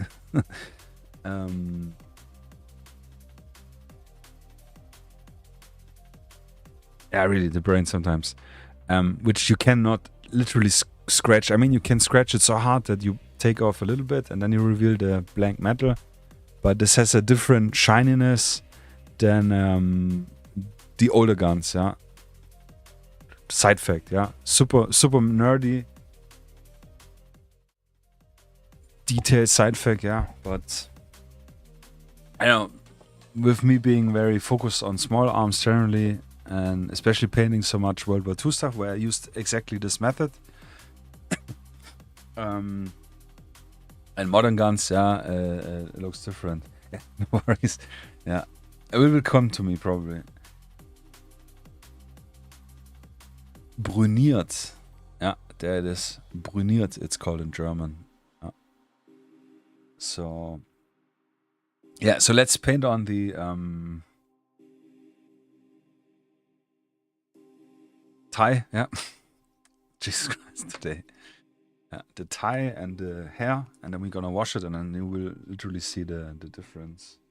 I probably have here some figure where I did this. Yeah, I think. Actually, here, this guy. You can see it. It has, I mean, it became matte because we put the Ultramodern varnish on. But you can see it's rather dark, but sometimes you have the metal shine. Yeah, I like this effect a lot. It looks like an old gun, a worn out gun, a used gun. This is very cool. And with the more modern guns, like this one here, yeah, I paint on with a brighter gray, just some highlights for air, or like highlights in generally. technically the magazine I should have done differently. If it would be a blue one. Yeah, there are also metal painted magazines. Extremely nerdy detail. But yeah. I do like it. Yeah. So let's I was talking and put so much red on the red palette I didn't even notice. Yeah, for probably 500 ties. What it is. Yeah, it's very nice red. I like this dark red a lot. We have not used it in any miniature, I think. I used it for my... it's not here, it's out there. But deniable with the red Adidas suit pullover, yeah, is this dark red, which is really nice. It's like a coating or something. Brunieren, yeah. It's like an acid, and it on purpose oxidize the metal of the gun and turns it dark, yeah, like black, sometimes blue. It depends. And hey, Blob, what you doing? How you doing? What you doing? Obviously, yeah. How you doing? Thanks for joining, man. How's the progress on your? No, I actually saw it. Yeah, stupid question. How are you doing? Did you manage or start already a new one to paint? Yeah, so you oxidize the metal on purpose, and it turns dark. And this oxidation also seals in the metal to protect it from nature, yeah, for rust and anything, yeah. Brunieren, yeah. Not only guns have been blued, but also tools, hammers. Yeah. I think it's just very expensive in factory-wise. Because it's not like a single process. So that's why usually they just paint all the new guns, which is also not bad. And the faster they rust, the earlier they can sell a new one, yeah? Which is the whole modern commercial aspect in anything. I've done some bluing myself with welding metalworks, yeah, just hobby stuff. And it's really nice. Gives a nice patina. I wanted actually to make my own dinner table out of metal and then blue it all. And I still have all the parts to do it, but I bought a cheap one. Because it was one of the projects which I never started. And I just had like a garden table as dinner table, a plastic one, you know, foldable. It's just awful. Yeah. It is what it is, yeah. I'm good, gonna try and give that one. I did some touch-up this weekend. How's the painting going? That sounds really good, yeah. Touch-up in what terms? Did you use some... Actually, I don't remember, but I think you did not use any washes, right? Washes are super easy way to give the miniature this like extra slab. Yeah, painting is going great so far. Thanks for asking. We definitely need some clean up here after the red.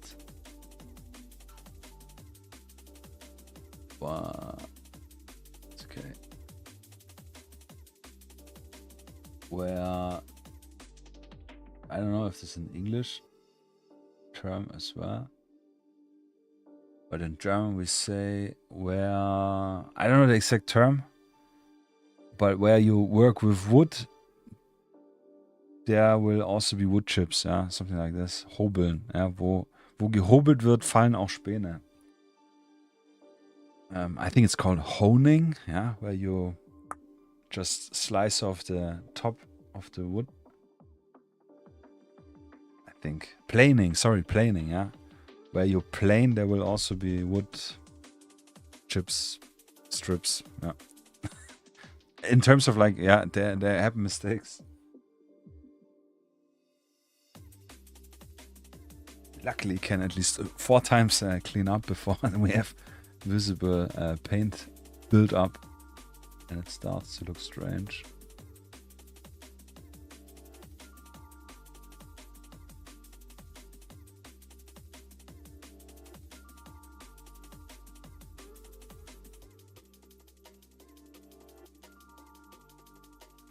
Did you had already a game with your miniature or soon to be? That's really exciting.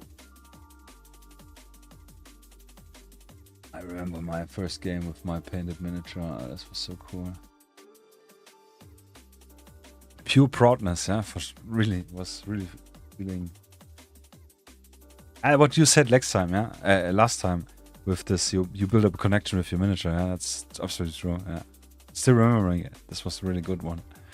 Yeah, mostly fixing the paint in the wrong location. I will try to give it a wash too. Yeah, yeah, sounds good. Looking forward to it.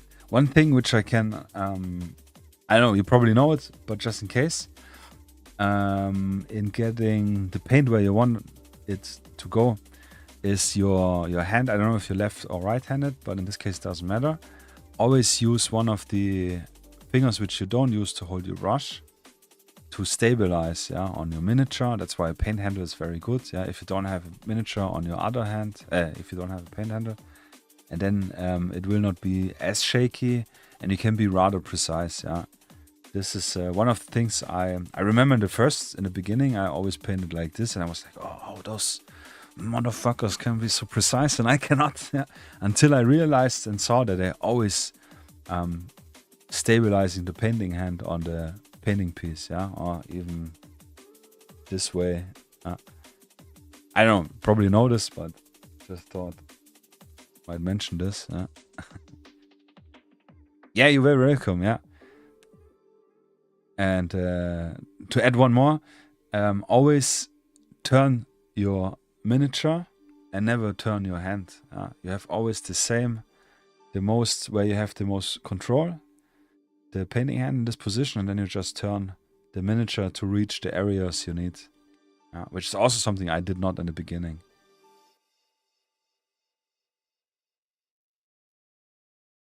Because if you write, for example, or if you draw, but actually not. Sometimes when you draw, at least I do turn the paper as well. Yeah, so that's a bad example. But yeah, hey, you're welcome, man. No secrets in this hobby. Yeah. What were we talking earlier? Bluing the guns, yeah. Not details. And beef jerky, yeah. Man, I love some beef jerky. It's so good. But it's rather... First of all, the stuff you buy is pretty expensive, I think. At least here in Germany. Doing yourself is rather easy, but still not that cheap, yeah. Beef, lean beef is rather... can be expensive. But what I like to buy is Rouladen. Yeah, Rouladen, sometimes German. It's very thin beef strips. Or Minuten steaks, yeah, which are also thin beef steaks. They're very great because they already have the perfect stuff. They're very lean, not so much fat, and not so many stuff. Cost for the oven, yeah, I do not do it in an oven. I do it in a dehydrator. And the dehydrator uses only 60 watts. I bought a cheap one. Actually, it's the old one from my mom, which I used once, and then she didn't want it back because I dried meat in it. But dehydrator is super cheap, super easy. The one I have, you can only turn it on and off. Yeah, it's a round one from Klartronic, I think. I don't know if it's a Lidl brand. And let me actually shake the paint while I talk. And it has like 5 levels. And then what I do is just cut the beef Rouladen or the Minuten steaks, whatever is cheaper right now, in the perfect strip size I like. And then you buy your... I like a lot the barbecue sauce, yeah. I would maybe reconsider it right now because barbecue has sugar in it. And I really, really want to avoid the sugar. And then mix it up and leave it marinated overnight in a bowl. And then next day, get some gloves, or not, whatever you prefer. If you want to go raw in. And then lay it out in your dehydrator, just minimal. The one I have has at the center a hole which is open so the air can circulate. And then, yeah, depending on how crisp or how chewy you want it, between 5 and 8 hours, kind of depends. What I really like is to grind fresh pepper over it, so you have those these peppercorns on the marinade sticking when they're drying. Yeah, and it's perfect. Yeah, and you can. I always did for Kalbsack, yeah, for his birthday. I did always a big batch, yeah, which probably will get again another batch. Yeah, it's really cool, really nice. It's definitely way cheaper than doing it, buying the ready one, and it has literally nothing. If you then put it in a plastic bag, seal it up, and have some silica gel packs. Yeah, best case not from your shoes or whatever you have them, but technically it doesn't matter. To keep the humidity out, and then you can technically store them for a few weeks. Yeah, but in most cases you will probably eat it in a few days already because it will taste so good. Yeah, it's really nice. And add some extra salt on it, depending how your salt levels are.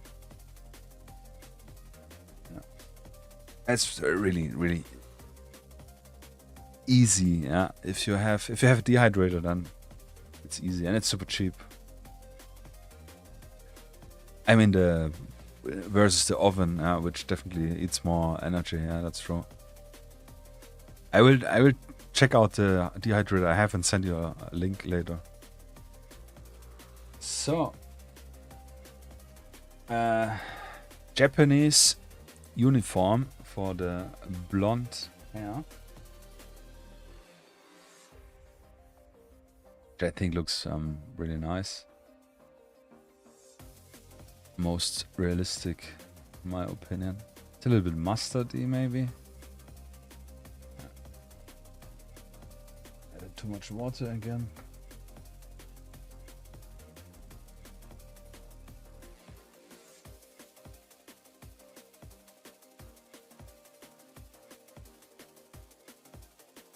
Dehydrator generally is really cool. We have a lot of Hagebutten. What's it called?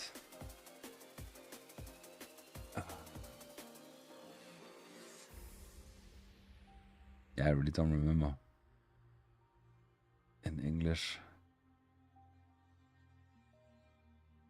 Those reds, they are like fruits, but they're not fruits.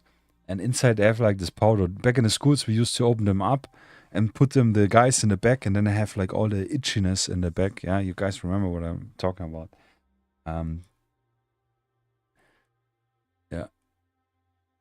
Hey, Crazy Sham. Hi. I think I will see the finished miniatures tomorrow. Yeah, no worries. Yeah. Will take a moment. Yeah, I just will add the hair on and the wash, and then we gonna check the news anyways. But buona noche. Yeah, I think. Buonasera is good morning, if I remember right. Yeah. But yeah, thanks for joining again, Sham. I hope you're doing good.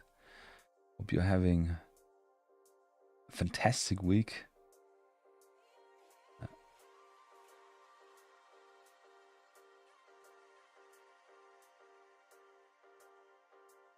But yeah, I picked those and I put them in the Buenos Aires. Yes, exactly. Good air. And put those in the air fryer. Not in the air fryer, in the dehydrator. Air fryer is also good. For tea. Hagebutten. We made once jam, but this is so much work. Hagebutten. Thanks, Adventure. Yeah, I appreciate it. Yeah, it looks really good already. Now with the wash, we will level him up.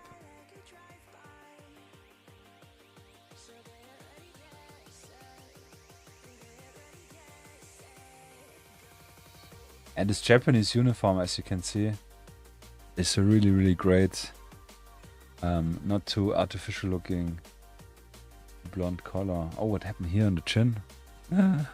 Made a huge red disaster there.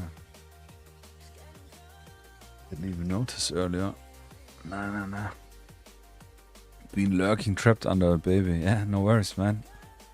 I hope the baby's not too heavy. Yeah, probably not.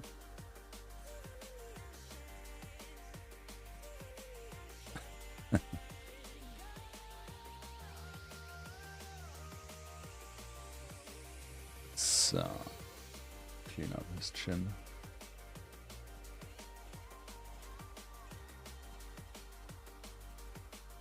And since we, by the way, he has a white shirt, yeah. But as you know, or as you saw earlier, I used a very light gray primer, so I will not. And as I work rather cleanly, I will not need to paint the shirt white, which would be really painful, yeah. Baby trap. So the only thing I'm now already thinking is he has like a little rubber for his ponytail. Which color would be the right one? I would probably go with black. I don't think this is worth to investigate a lot. I will go through quick through the link. It doesn't matter. Just make it black and call it done. Yeah, actually I just saw a picture where it's black.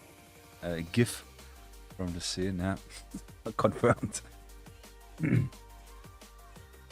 Would love to paint an alien from the movie. From a movie Alien, you mean? Or which alien movie? I guess you mean the Alien movie, yeah. Yeah, it would be really cool. It's also very good exercise with the black and making it not look flat, since it's also rather shiny looking.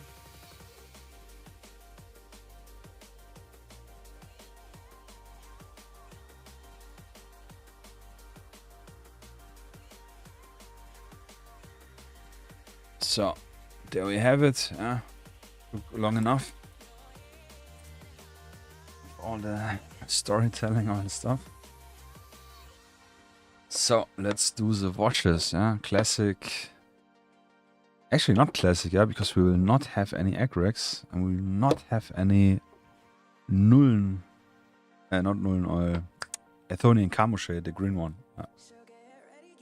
They also have different black hues with red or yellowish in the series. I remember the green hue, but maybe I'm mistaking it with the logo. I don't actually remember. Yeah, and you could go nuts with the blood. Yeah, that's actually true. It's actually really good. Yeah, it would be really nice. Make the bases very vivid. Yeah, it's actually cool. Yeah, the acid. Yeah, it's not blood. It's acid, really.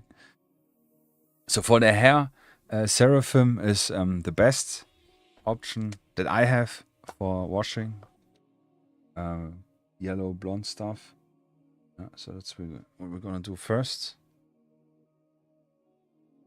Helps to tone it down, and it helps us later to establish some highlights. Just take the weird dry spots out.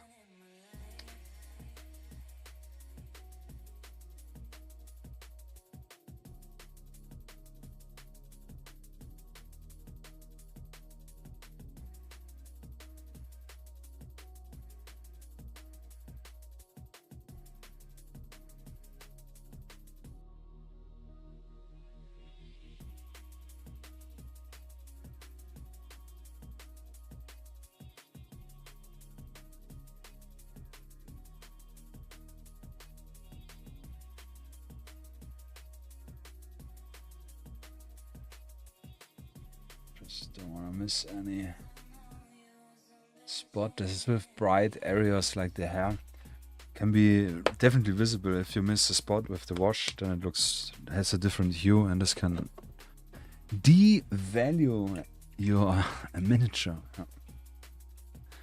Hi, my friend. I have to go to bed. Have a nice evening. Thank you, man. I appreciate it a lot. Yeah, you're joining again. I hope you like our little guy here. Yeah, and enjoy the Friday and safe trip again towards home, and see you hopefully on Sunday. Peace and good night. Yeah. Moin, Sierra.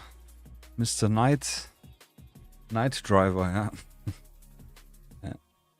Yeah, I just finished watching the Alien TV series. Yeah, I haven't watched this actually. Yeah, still need to watch it. I heard it's decent. Yeah, it's not that bad.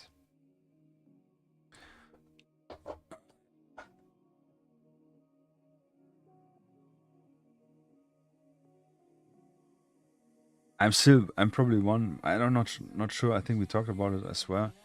But I'm probably one of the few people who really liked Prometheus. Yeah, I think Prometheus is for me the best Alien movie. I mean, the first one is unmatchable in itself, but generally I really like the Prometheus one because it's so reminiscent with Mountain of Madness.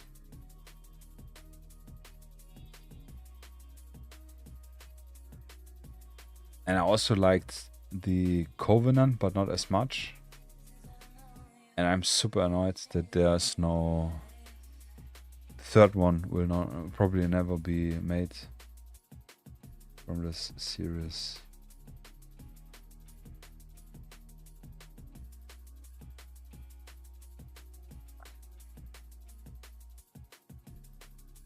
Controversy. It has very good elements in episode 5, remind of the first movie. Cool 80 vibes, but I don't like the Peter Pan elements, but general idea was good. Yeah. Sounds good, yeah. I liked, actually, by the way, what I even liked better, which I did not play myself, was Alien, damn it, I forgot what it's called. Isolation, yeah, where you are playing the daughter of Ripley. And it's a more stealth sneaking around game, yeah. I watched someone play it completely and I really enjoyed it. I have the game myself, but I think I would still shit my pants playing it myself. Yeah, I'm just not made for horror games in this regard, yeah. Sierra, yeah, gaming keeps me occupied from time to time. How are you doing? What were you gaming? Battlefield? I think you said Battlefield not because you need a new PC, if I remember right. Yeah, no worries, yeah, no worries. I mean, I appreciate it that you're still joining so rather late in, yeah. I mean, we're just midway with the miniature, technically. No, actually, with the wash, we are 2/3 through, I think. But, yeah, I hope you're doing good, man. Horror games are way worse than horror movies. Absolutely, man. Yeah, absolutely. I shit my pants. No shitting. Hate it. Like, and it all started back with Resident Evil 1. I remember this. Oh, we were, I think, also 11 or something. Age. Buddy had a PlayStation 1. I did not have a PlayStation 1 back then. And we were in his room and he was playing and I was watching Resident Evil. Obviously at night. Obviously, we wanted to make it extra creepy, turn off the lights and everything. And oh, it was so creepy. I hated it. But it was so interesting and exciting that you still couldn't look away. Yeah. And I don't know which horror games did I play. I mean, if you consider maybe Half-Life as a horror game, this one I played and I liked. I didn't thought it was bad. I played Condemned, which was very on the border. I played Fear, which was okay. I didn't find this too creepy. It's just weird. Had some creepy moments. Yeah, but stuff like I said with Alien is always sketchy. Or like this when you are, which is very good in Alien Isolation, where you are powerless against the opponent. Very good game, which I did not play, but I watched a friend play it. Was Monstrum, if you know, maybe. Monstrum is excellent game, really, really good. It plays on cargo ship, I think, or like some type of bigger vessel. I don't remember what the story was. But you're on a ship and you're alone and you wanna escape the ship. And there's always one monster and there are different monsters which are roaming the ship. And you can walk around and have to find and loot things. Obviously it's at night and dark. And you need to escape, and there are various ways to escape. You can either fly off with the helicopter on the top, which you need some keys and oil and gasoline, I don't remember. Or in the bottom of the ship is like a small submarine thing, because I think it's an exploration ship. Or on the top is like this orange rescue ship thing, which you can drop off. I think it was only these 3 ways to escape. And this was really cool because you could also hide, like technically like Alien Isolation. Yeah, hide from the monster in cupboards and weird location and try to search for you. And if it touched you once, I think you've been heavily penalized. Yeah, I'm not sure if you died. This was cool watching. I would never play it, but it was cool watching. Especially with all the lights on in my room, yeah.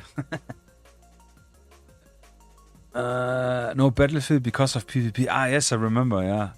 Back to Elder Scrolls Online for a month. Ah, nice. Yeah, that's also cool.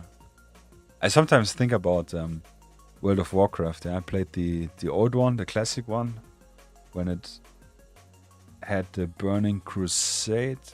Nah, I had the Burning Crusade, but it was only the Frost Throne was out. And we played it for 2 months very actively, and then we didn't because it was just too expensive, paying every month, I don't know, 15 euros or what it was. But it was a very nice time. I remember this very with good memories. Yeah. Dude, I played Resident Evil for the first time recently, and I can confirm the game is still terrifying. Yes, I absolutely. I think it's very cool. I like from a game design direction and thought with the fixed cameras. This makes such a huge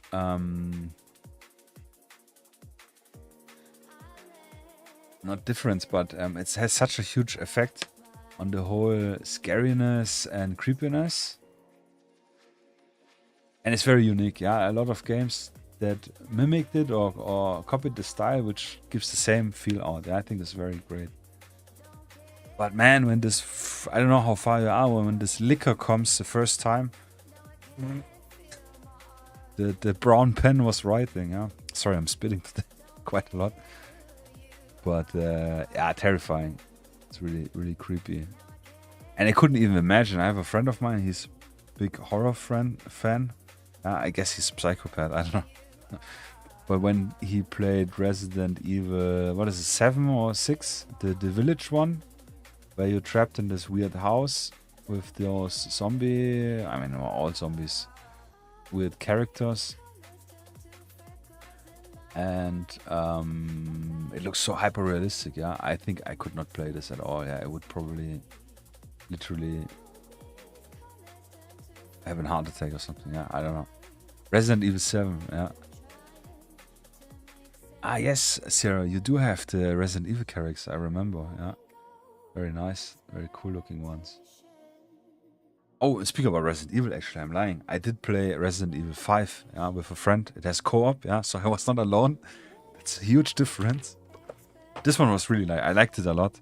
And I never understood the stupid controversy with it being in Africa and with the oh, you shoot blacks and all this stuff. Yeah, that's just idiotic. Story was really good, and this was a lot of fun. Playing together, yeah, with someone. And finding all the gems and stuff, yeah, this was really nice. Yeah. Yeah. The crows made me change my underwear every playthrough. Oh, I don't remember the crows. Crows. I remember the dogs, which were already super annoying in some open courtyard. But the freaking liquor from the roof, I think it was. Yeah. Yeah, Resident Evil 6 we did buy and we play, but it was so extremely linear that we didn't like it. Yeah, we played the first mission and then we're pretty annoyed that we bought it. And yeah, sadly not. But because in Resident Evil 5, I do remember you had some sort of sometimes open world where you could, with the boat at least, I remember something, you could go around. But co-op-wise was really, really cool. Yeah. So, Nuln oil over the gray, yeah, this should make it rather dark, yeah, but we will try to tone it down a little bit by moving the pooling areas around.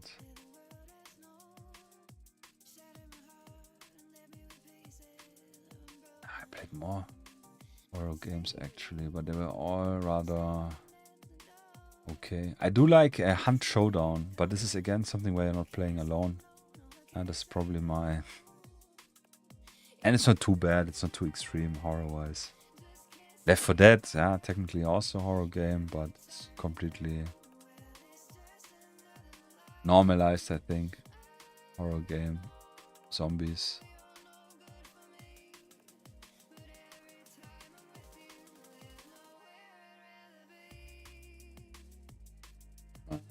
What else? What else?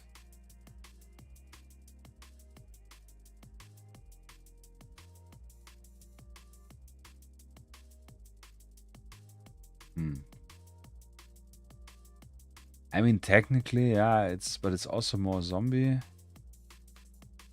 related. Is a Scum game. It's a open world multiplayer. It's not really an MMO, but it's a little bit like PUBG. I think is or DayZ is a very good example. Just that Scum has a very realistic metabolism system. And I played this since the early beta version 3 or something. Very, very early. And I like this a lot. Played it really quite a bit with my friend. Only thing we did is because we rather wanted it to be like a relaxing experience. Me and my friend always shit his pants with the zombies still. Yeah, for me it was like... sometimes you get scared if you concentrated and then you have a zombie behind you screaming in your ears. But mainly this was rather relaxing. And we had our own server and it was literally just me, and we used to be 4 people playing it. With base building and all this stuff. This was really nice. I actually still have a server running, but it will run out now end of the month, and I will not renew it because I'm just not playing. And $100 a year is $100, yeah.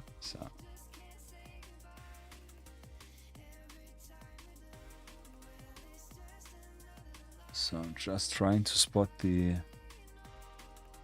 missed parts, yeah, for the same reason, because the hue shift is quite visible.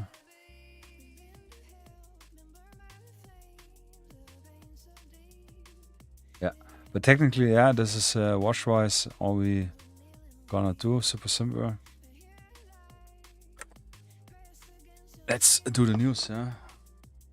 Half an hour over the planned schedule, technically. Resident Evil 1 Crows, just a corridor with a jump scare. Crows broke the glass and get in, but nothing else happens. But even if you know... I think I do remember this, yeah. With the corridor, especially with the corridor, yeah. And this is also, I think, either before or after that is where the dogs in this courtyard come, I think, maybe. Yeah, but I think I do remember the crows. What I also really liked with... let me switch up.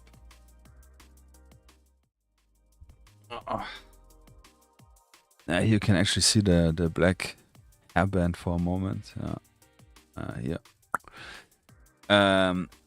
What I really liked with Resident Evil, in a general term, is that with the... I think you could only save when you found, what was it, ink for the typewriter?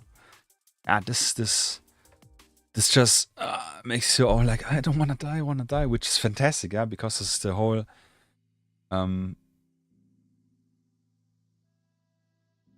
idea of the game, yeah. So this is so good. I got scared and shot at them and got killed. Damn. Yeah. I think this is cool with the typewriter. I really like hardcore gaming experience. As long as it's with certainty that the other player is not cheating, and that's why I don't like anymore Escape from Tarkov, because it's so riddled with cheater and it's so painful. But in the early days, version 3, I think I started playing just when it went out of the alpha. Was fantastic. It was so good, and there was nobody cheating because it was, first of all, rather little game. Not so many people playing it, and I think no. And if there were cheaters, it was very few. You need ribbons for the typewriter. Yeah, exactly. Yeah, so the ribbons, Farbbänder, exactly, the ink. Yeah, something like this. And this was really cool. I like this a lot. I think the Alien Isolation has something similar, but you need to find CDs. I should check out. How do you save an Alien Isolation with CDs? Or maybe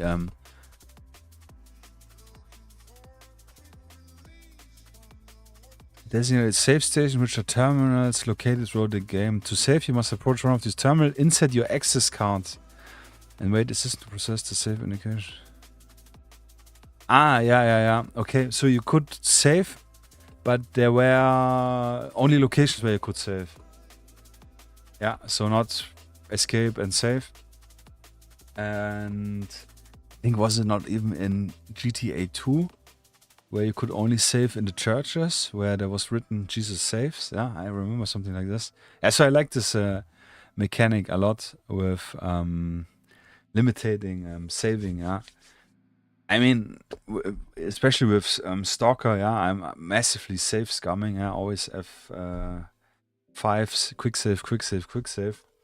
But I think they have a hardcore mode where you can only quick save a few times. Or when you save, it always deletes the previous save. So you have always... I don't remember, something like this. But yeah, got the bot game. Resident Evil 1, 2, and 3. I will definitely incorporate 1 or 2 typewriters into my terrain as an Easter egg. That would be really cool, yeah. And there are for sure STLs on Thingiverse or so on. Yeah. So pretty sure you can find some nice files. Yes. News powered by charge blocks. Yeah, quite a lot. I just went quick through, but I didn't check anything further out. Spectre Miniature releases the light vehicles preview and previews the heavy vehicles and much more. Yeah, so all the what we saw last year, the Razor, Schmazer, and Dago, I think was called. Razor 2-seater, Razor 4-seater, and the Dago with some pretty hefty 50 cal on the roof. Oh, I'm sorry. But my body reaction, I think, says it all. Yeah, nothing which interests me, honestly. I think they are cool. They're very nice looking vehicles, very nice designed to make them usable with the passenger. I think they're definitely more interesting, more cooler. I have no idea how I would incorporate them in my games. I mean, I would have some ideas, but I don't think they're very interesting. to say it that way, maybe. I mean, if you have like patrol coming in, you know, like some reinforcements type, and then you have a vehicle driving in, and when it's there, you could disembark the characters. This is an idea, maybe, but you could do the same with something else. Yeah, it looks maybe more interesting. I don't know. Never. Also earlier when they had the resin casted one and TPN released one, which I think I have. Yeah, it's nothing. I don't know. Doesn't speak to me at all. Doesn't matter. Very cool. We have new vehicles. More in the Ultramodern range is always appreciated. Yeah. For Halloween, we had a very cool ghost. Yeah, they have those spooks, which I thought it's a very cool idea. Spook also with the double meaning as you know, like spy, CIA spook type of thing. It's very cool. They had like one with the night vision 2 years ago. Last year was one with an AK, and now we have this one with a movable visor. Yeah, I'm a little bit annoyed, yeah, because I'm a nerd. They say it's an Altin helmet on the website, but it's not an Altin. It's again a K63 helmet because it doesn't have the rubber lining, which looks a little bit different. It doesn't have the insert for the headphones, yeah, where you have the PTT on the right side, titanium. Yeah, massively picky. Doesn't matter. I'm not buying it. I think it's cool. Just wanna be nerdy. Yeah. Besides that, Russian siege helmet. Good word choice, yeah, Michael. To not fall in any nerds rivet counting. Has sadly vanished with the end of the Halloween weekend. Yeah, you have to wait and see what turns up next year. I could assume, yeah, and this is one thing which I noticed already, that at some certain point there will be, for a limited time, you can buy all of them again once more. I think the first one we could buy to another situation, yeah, and they're bigger, by the way. They are not 28mm. They are, I think, like 54mm ish. It's a nice collectible if you like it on the table, but yeah, with the fact them being resin printed and I can resin print myself, I'm always it's my problem. Yeah. Nonetheless, Task Force Survivor variants. Yeah, the one we saw last year. I wanted to say last week. He made the same variants but without the backpacks, and one with the gas masks. Yeah, and what he's actually pointing out, when I remember reading it, there were actually 5 guys. Yeah, and he forgot about one. So the guy with the cowboy hat, I think, was in this top row, and he's also missing in the bottom. I think this is very nice to have variants of the same figure included. I think they are very cool. Yeah, they look very nice. This barrier already makes me a little bit nervous, very thin in terms of printability, usability, playability. This is something I noticed with the latest STL set I printed and had in hand. Yeah, this also looks very thin, to be brutally honest. But British infantry, something people have been asking for a long time from Spectre. And despite me, again, being not one that is massively interested in them, also because I have the very nice one from Black Hills Games, which are not that modern, maybe, I actually don't know. But with the knowledge I know, they're very sufficient. But nonetheless, very cool, more modern Brits. I think this was definitely a long time for me. And they look really nice, yeah, with the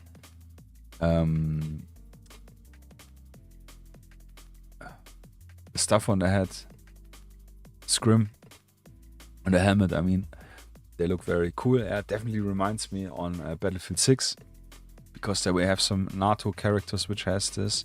Also my KSK, if you remember, I have those head options as well. Yeah, so it's very cool, I think. Very nice. New tanks. 2 more T-64s with the BV and the Bullard. Yeah. The Venerable Hull, something more modern. Yeah, I think this is the Bullard with the... Or is this one the Bullard? Actually, I don't remember. I'm not so good with tanks. I do like tanks. The BV on the left, yes, is the upgraded Russian hull, complete with the contact error. While the Bullard with its distinctive half-circle armor, yeah, this one. On the turret is Ukrainian design. Both vehicles have seen action in the current hostilities in Ukraine, with the BV seeing action on both sides. If you play Ukraine, yeah, very cool to have. Again, this gun barrel looks extremely thin on the card. I think generally, and we talked about this also, I have a lot of tanks. I offer also a lot of tanks as well. Should have more because I have more and they're not in the store. But from a playing perspective for 28mm, I think tanks are difficult because of the range. The range problem you have. In reality, if you play on a 4x4, yeah, so 120 centimeters by 120 centimeters, I'm not even sure if the turret can go as low that you would be able to shoot at something at this short distance, which is like 50 meters, 60 meters with the tank itself maximum. Yeah, so it's not very realistic, but yeah, it's a game, so you can abstract it, obviously. But yeah, I don't know. I think I also I liked tanks for bolt action, but they were extremely expensive and not worthwhile in winning the game, but they were cool. Yeah, but I really disliked this. Like half of the table, you already had penalty in distance stuff. So yeah. Don G's writing, I bought a T55 on Amazon and proper scale was already painted and so on. And that's really cool. Yeah. Yeah, and those are probably pretty expensive as well. Yeah, I don't know. I think tanks are cool for themselves. Very cool objectives, yeah. Take out the tank, which is in the center of the table, or if you have Modern Battlefield to have a destroyed tank, yeah, that's something I really like a lot. But playing wise, I think it's very, for 28mm, very difficult for my taste, yeah. What may produce the Karmas 4310 for Zapad 84? And this is a bitch, yeah, because so long time I want this Karmas truck, because it's the modern Russian truck from the 80s, yeah, 84, to today. So this is a heavily must-have. Yeah, this means I need to max out the credit card. But I'm massively excited for this one, yeah. I really like this truck a lot. I like trucks in general. Very good. You could use this also very easily for civilian versions, yeah. The Karmas 4310 is actually based on the Steyr, I don't know which one it's called. Well, I think it's written here. It's not written here, but they look very similar. But they have a lot of civilian variants. Okay, this one is tourist. One is very difficult, but yeah, here for example, I have one which is in civilian use. Lots of one with orange cabinets. Yeah, bad example. Thought there are some. Yeah, Sierra. Yeah, that's it. Yeah, they are very cool. Yeah, here we have one, the blue one, for example. I just saw the orange one. Yeah, here, orange one. So for whole Eastern Europe, they work very well. They work very well for Africa. They work technically also for normal Europe. They work as a very nice truck. And they have this very modern, distinctive look. Yeah, this is a little bit different, as you can see with the lights. Round ones, I think. Those have the round ones. Yeah, it's the early one, but it's completely okay. And it even makes it more viable for third world countries like Middle East or so on. Especially with Wargaming providing it always with very different bedding options, yeah, with the top, with here it looks like oil barrels or gasoline barrels. Here's some stuff with some tires for weight so it doesn't fly away. Fantastic, yeah. So this is it's a basic truck, yeah. How can this guy be so excited for trucks? Yeah? But I do like them. I do like them, and I do like to have them on my board. They're very believable, yeah. So this is probably for me the main with the BTR 70, 80, 70 and 80 probably. Definitely must have. Yeah. Sarah, by the way, talking about rules, we can talk about it Sunday afternoon or next week. I get some sleep now. Yeah, for sure.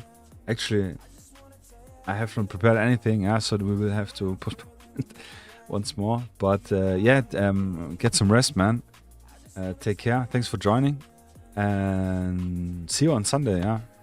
I mean, we can maybe squeeze in a little bit rule stuff. Which I have to think about. Gonna paint the KSK one. This will probably be a rather elaborate one.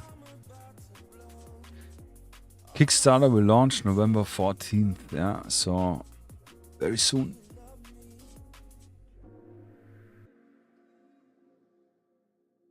Yeah, very cool. Don't Drink and Paint releases The Dark Wolf. Yeah, my buddy Joe, yeah, where we also have the very nice GSG9 miniatures from, if you remember, released very cool 2-option figure set from the Dark Wolf series. I haven't watched the TV show, so I have no real reference for it, but I think it looks really good. Generally, yeah, for like an advisor or like a PMC character, if you want to use it for anything else. Or like your zombie survivor, yeah. But I'm looking forward to see the series. And yeah.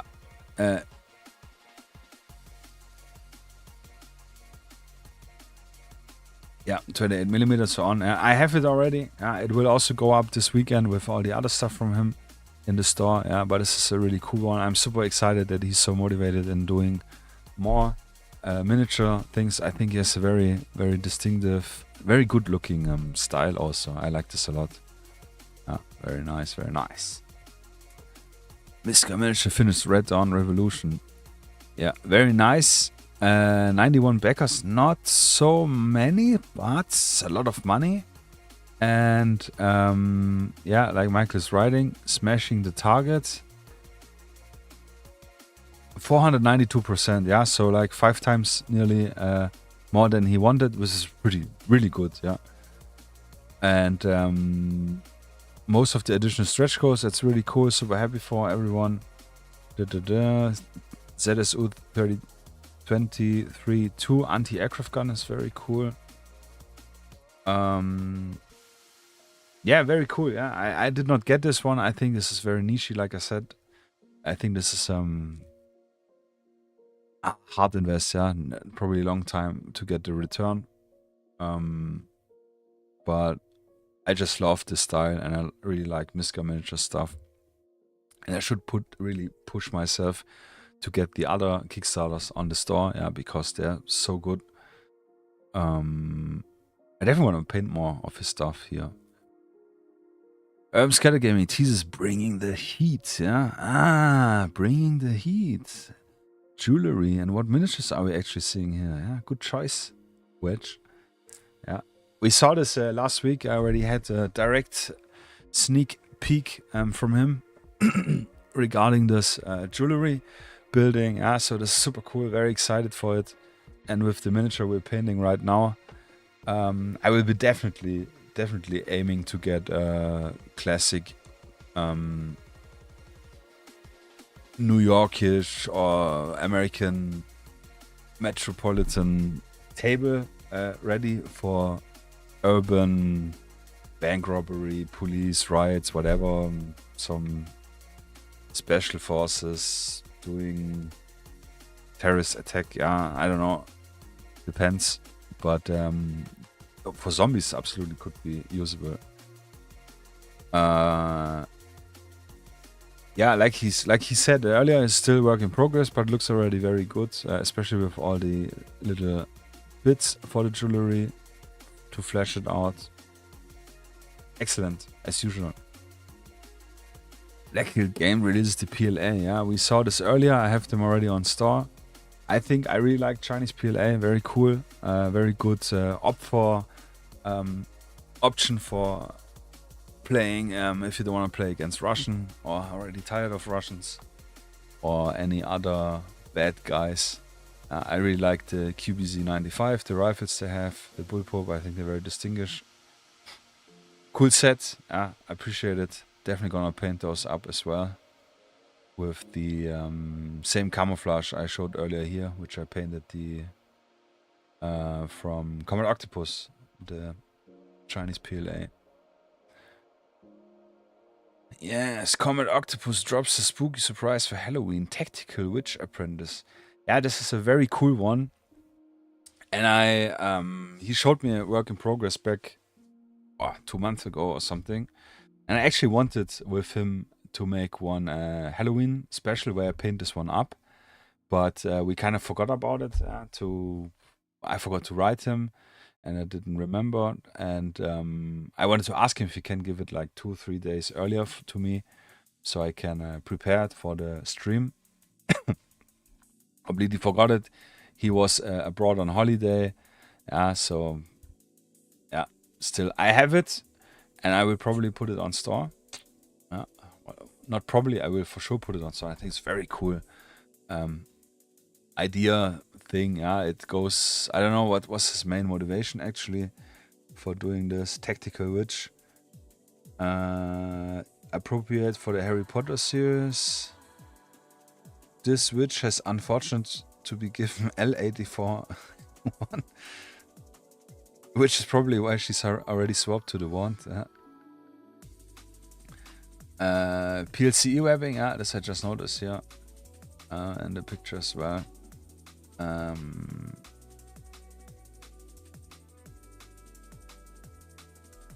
Yeah, and it's again modular, so viable for the other kit bashes.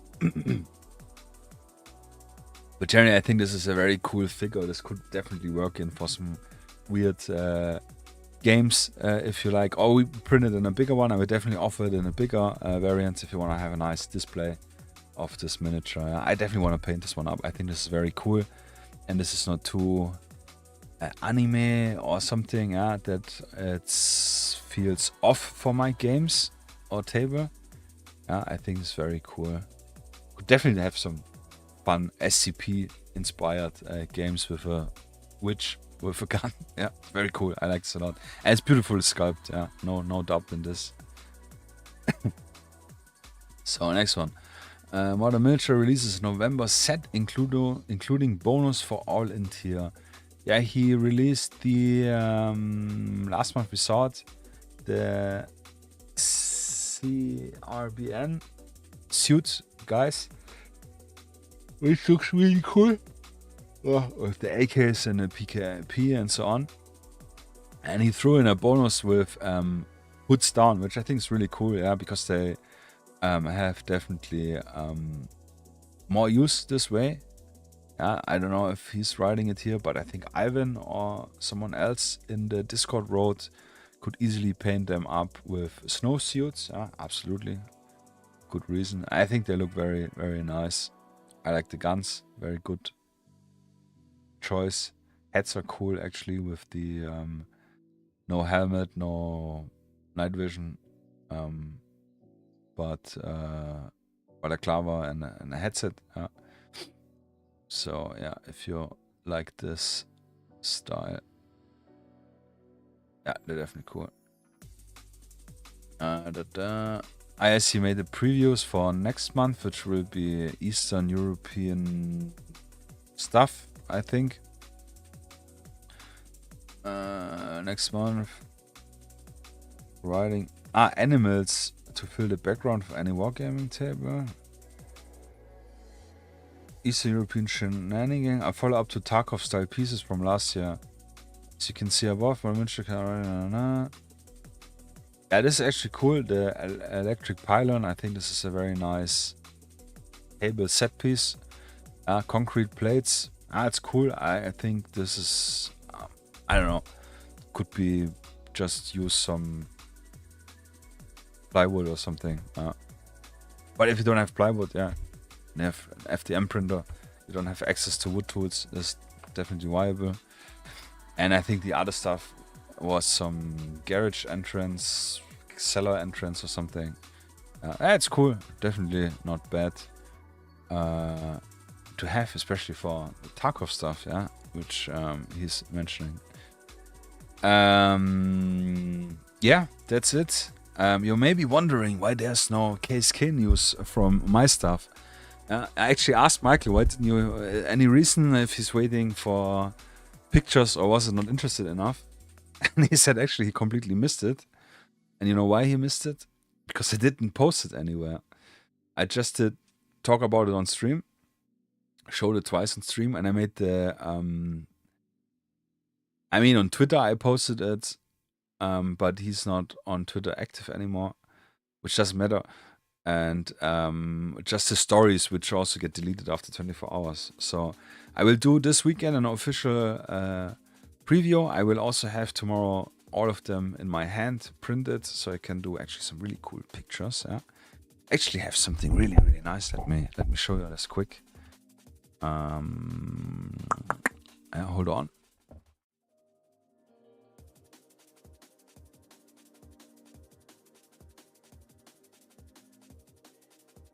Since I was doing product pictures the other day, and we have some product pictures on the store, which I can show you in a moment. They look nice. I think they look nice, but they're a little bit too busy, yeah, for having clean product page. So what I actually organized, aka 3D printed, is nice. Actually, struggling here with the camera. Is a nice little corner with round edges, yeah, so we don't have any hard edges. And I will do a lot of all my product pictures now with the miniatures and vehicles here, so they will have a very dark unified look. I will probably prime this because it's a little bit shiny from the material. So if I'm gonna prime it dark, it will be matte, yeah, there will no reflection, and this will have a very nice unique look. Which means, yeah, I will go because I have actually everything which is in store. I have printed once for myself because I tested. So next week I will do finally a proper session. I made a lot of pictures, but I wasn't satisfied. Yeah, and this will, like I said, will give it a unified look. And I think this is really cool. Yeah, this is very nice. It's a design from Maker World, so it's nothing I designed myself. So whoever designed it, I don't remember. Thank you very much for putting this up for free. Perfect, yeah, for me it's perfect. And it's also very nice because it's not that big.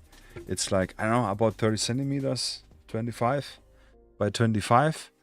And this is easily stored and I can easily pull it out.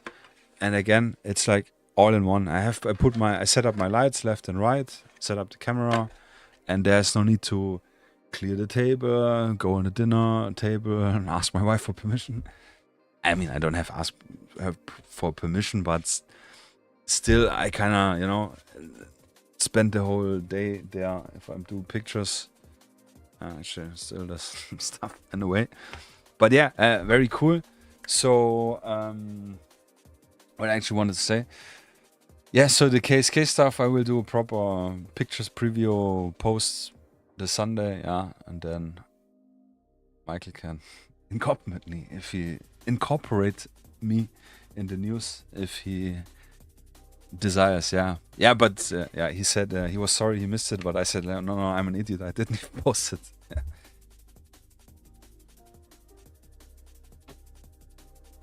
Yes, always printing, always trying to perfectionize it. I have actually something else. So, I have quite a lot of those. Just maybe you're interested if you want to do your own business, be my guest. 3D business, I mean, definitely not the only one. And you're not in Germany and living next to me. I don't have any issues. But I have printed those. Also, actually, I have no idea because I have the file saved. Very nice little boxes. And what I do is when I prepare my orders, I put all the miniatures inside here. Like, I have nothing here. This one, for example. So I pack them up. And then when I have my little bags, I can put them in the corner and fill it, all the parts in it. This helps a lot in sorting and preparing and making sure that it's complete to be just precise. So, and I printed a bunch more of those so I can process orders faster. So always trying to optimize.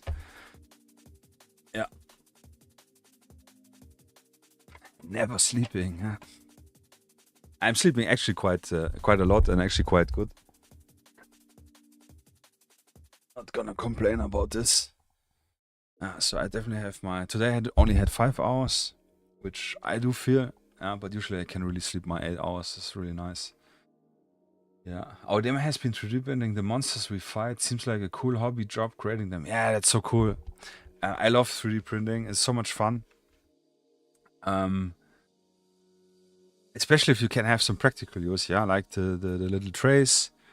On hand, I printed some hooks for my wife and for my mom to hang clothes, like hooks you could put on the what's it called, on the door, on the backside of the door. Some repair pieces. So this is really revolutionary thing to have at home. And also, obviously, for all the toys here, for the games, like the helicopter here in the back is also printed, obviously. It's so cool, it's massively cool. And if you have multicolor printer, it's a little bit dirty, but I did here test out a new logo for my shop, It's a DOPS, D-O-P-S, and we have our little triangle, like here, and the top. And this is also 3D printed, multicolor. So I just thought I put Velcro and I can use it like a patch. It was just a test to do multicolor, and this is crazy. You have endless possibilities.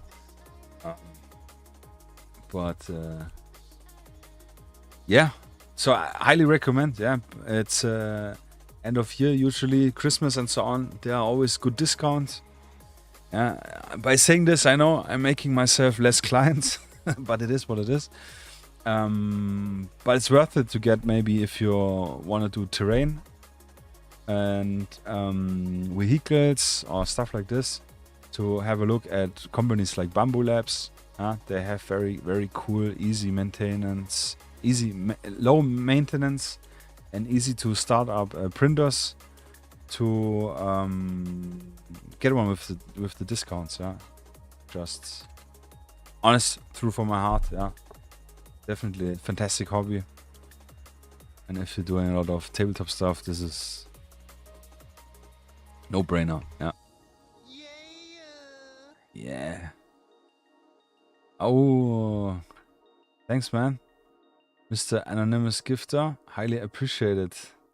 That's really cool. 5 subs, man. Thank you very much. Thank you very much. That's very nice for all the new subscribers. Thank you from the bottom of my heart. It's really nice. So before I get sentimental a little bit, let's head back to the painting. But honestly, I really recommend anyone, if you have the space, this is another thing, and if you have the financial possibility, and if you can convince your wife, get a 3D printer. FDM printer is more all around. Resin printer is really specific for miniatures, I would say, or very precise stuff. It's a little bit more messy and can be irritating for the smell or anything. But the FDM printer usually with PLA is super easy. And I will do in the future, I actually do want to do some series, yeah, with my internal video lists and do some videos showing a little bit about designing stuff for printing, making supports, like how I make supports, digital kit bashing of miniatures we're gonna do together a little bit. So I have a plan laid out. It's really just having the time to do it. So be excited or not. But yeah, let's head back to the painting, and I will go quickly to the bathroom in the meantime.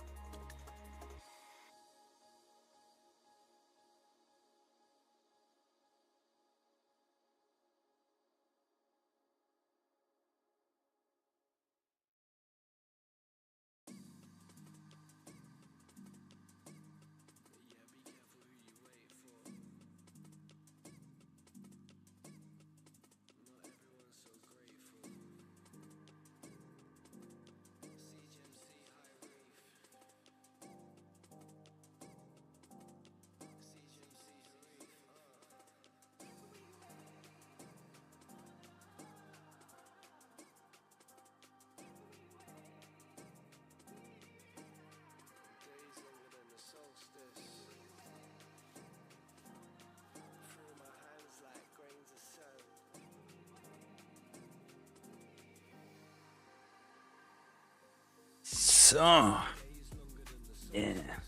yeah, thank you again for the subs. Highly appreciate it. This is it's crazy. Really, really nice. Thank you very much. Yeah, let's check out what we did here. So he's all dry. Looks good. Looks washed. So now the highlights. Again, rather easy in terms that we have not so many colors. So I would probably start with the skin. Yeah, this is a classic usually. In the last few times we forgot it. Oh, Don G, I missed you actually. Time to say goodbye. Yeah, good night, Don G, if you're still here. Have a beautiful Friday. Much success. And nice weekend in advance, and hopefully see you on Sunday. Yeah. Thanks, Blob, man. I appreciate it. Yeah, I think it's really cool. I can really not wait to get all three painted. Yeah, but so far looks already rather nice. Let's do the highlight magic. Yeah, this is I would say one of my favorite parts for two reasons. First of all, it's literally where I turn the miniature to life, I would say, for my opinion, for my taste. Also, it's the last, I mean, besides the varnishing, the last step, and then we are finished, yeah? And then this is always like, we're nearly done, yeah. Yeah, oh, hype chest. What is this? You earned a hype chest up to 0 rewards. That's actually cool. Never seen this. Better up emote. I can share it with you guys. Ooh, that's cool. Thanks, man. Yeah. So I like usually to go with this from the skin. It's also the first paint color I put on a miniature generally. I actually don't know why. I think it's just because it's always, you know, behind the glasses and so on. It's easier to go. So for the skin and for the black, I have usually two tones. I have the first layer, the darker one, and then we highlight with a brighter one. I'm gonna show you how I do my own highlights, yeah, like I always mainly do. with mixing it up with a brighter color. Yeah.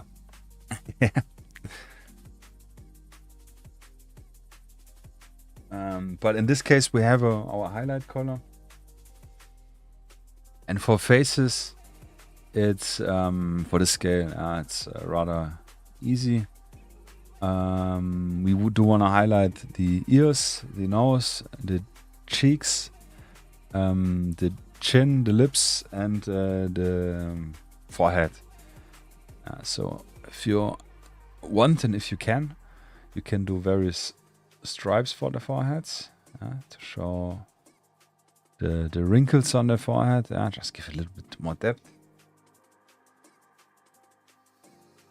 But you can also just smear one wig here. I also need to think about the corner here. Then we have the cheekbones. I'm not sure if it can be seen rather good. And the ear. Yeah, you can also do like a chin highlight sometimes. Helps. With the sunglasses, some parts are covered, but it does matter. The nose for sure, so this is a rather easy one. I just try not to go into the sunglass. Says.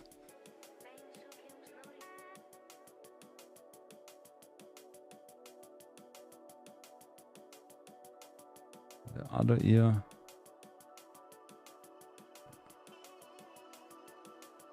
Cheekbones, the chin.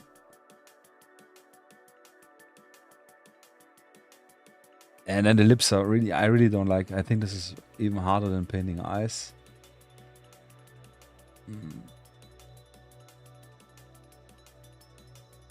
Just a little lip action. Yeah, and I know it looks a little bit strange close up, you know. Oh, you got like 5 stripes on the face. Yeah, but if you're again looking from a tabletop distance, then it just adds the highlight, yeah.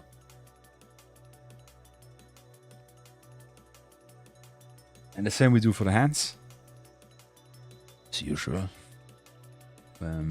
Where we just go, if we have very nice sculpted hands like we have here, we can already see some high areas, maybe. So we just go along them. So obviously the fingers, the knuckles.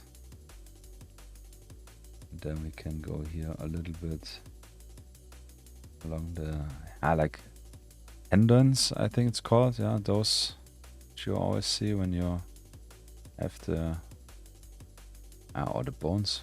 It's bones actually. We always have to do a little bit exaggerated, but I think the especially the hands, they always pop up and give a little bit more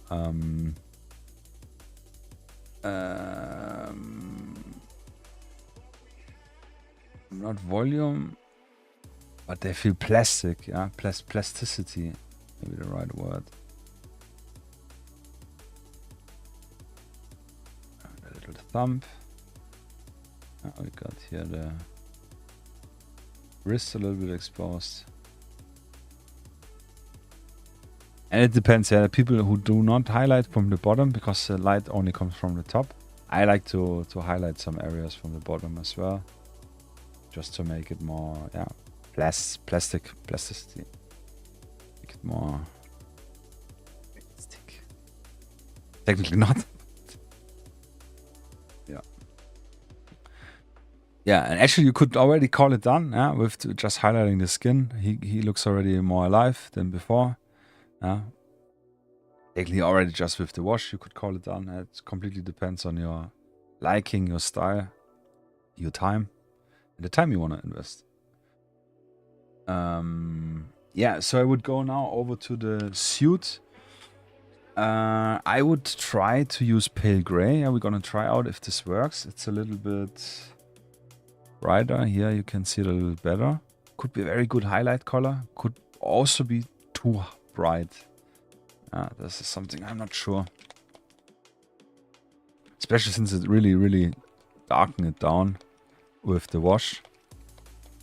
This is something I messed up, and this is always difficult with bright stuff. Here we got like, it looks like blobs, not pun intended, which are like pool spots where the wash was. Yeah, we should have removed them.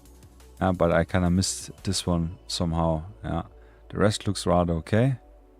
Yeah, here it looks also a little bit muddy. Yeah, this also was rather darker. Yes, exactly. Yeah, but with the highlight we can repair it. Just a question of how high the contrast is.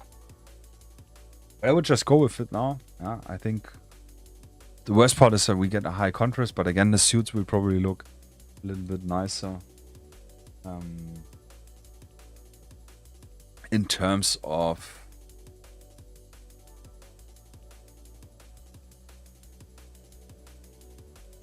more contrasty, which again gives the miniature on the table a little bit more. Like again, this one I showed a few times already. But here we have very bright contrast color, yeah. But if you look through it, it looks like it's a very lots of folds, which technically are there, yeah. But if you look at the colors itself, you can see that it's just like various. It's a trick with the paint to mimic the light, obviously. Yeah. So I think the suit could look very, very good in the same regard.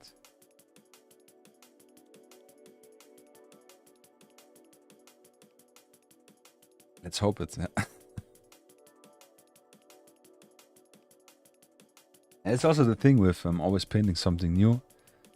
What I say, going out of the comfort zone, pushing yourself out of the comfort zone.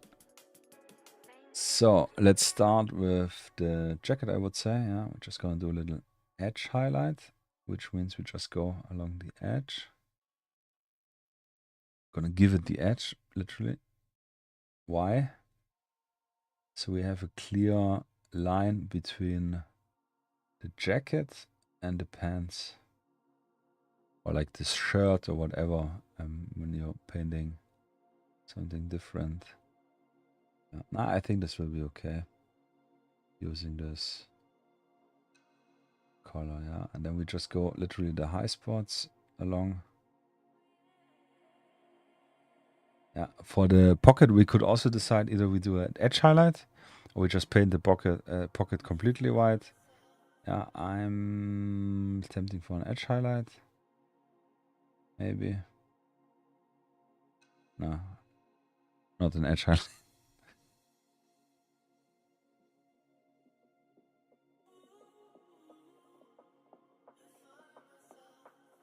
Also with highlighting, always, maybe to be extra careful. Because to repair it is more difficult because you would need to paint over the base color and then throw over the wash again. Yeah. Or just run with your mistakes, doesn't matter.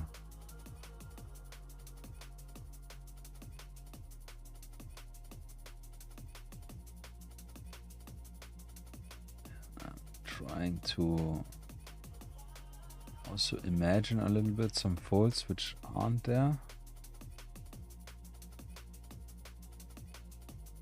But it's also where a very good sculpt comes in handy. It just really helps you in painting.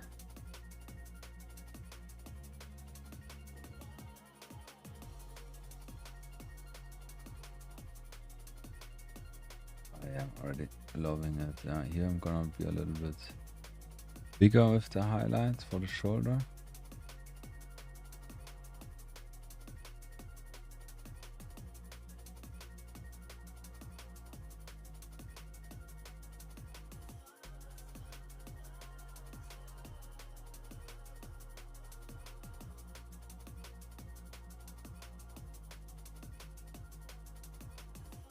Yeah, this is so cool. Yeah, it is literally transforming the miniature to the final step.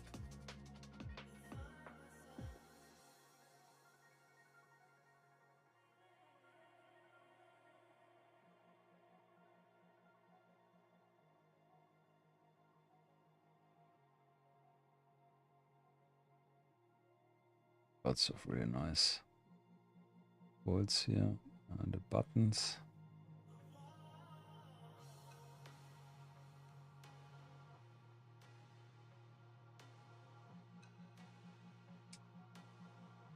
Turn the miniature, flip it around, so we have easier control. And I sometimes, I know this, and I do this, I would say like 90% of the time. But sometimes either I get too lazy, or I forget it as well, and try to paint it upside, not upside down, but like turn my brush, and then mostly I realize it really quick because I cannot paint as clean as I want this part, or I mess it up, and then I remind myself, your own fault, should have known better.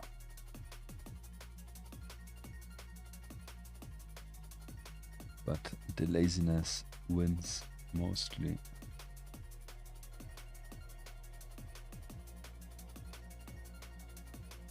So the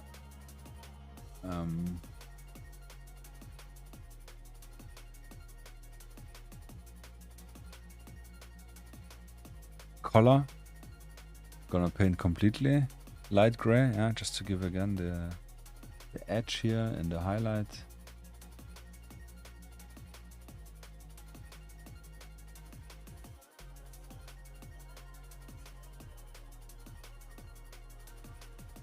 Actually looks good. This often happens with some colors. With most colors, you could maybe say they look way more brighter in when the paint is wet, but when it dries, it kind of darks a little bit up. Not all, but sometimes. Do the buttons here a little bit cleaner.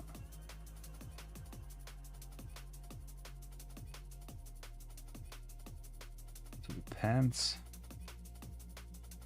And it's also something, the more that you paint, the more you kind of understand how folds work. Yeah, this is very nice with those suit pants, when they have the very stiff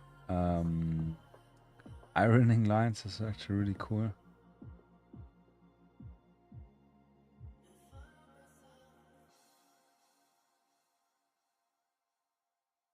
So what I wanted to say, the more you know or understand how clothing folds and the folds are working, you can paint folds on where there are none.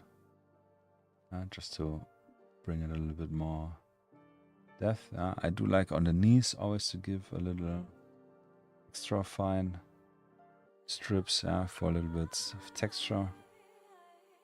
Maybe a little bit too much.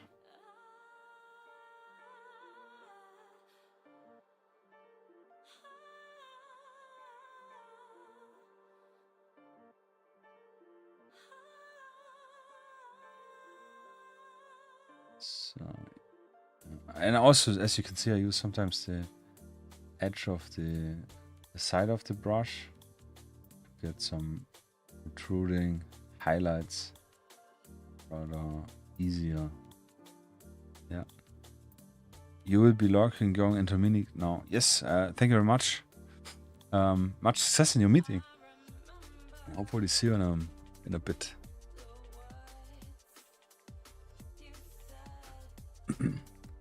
Lurking mode, but I will not stop talking.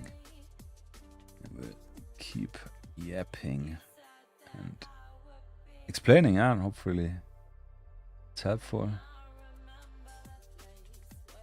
Also always feel free to ask, guys, if you're watching this in the VODs, don't hesitate asking in the comments. If you have any questions or suggestions.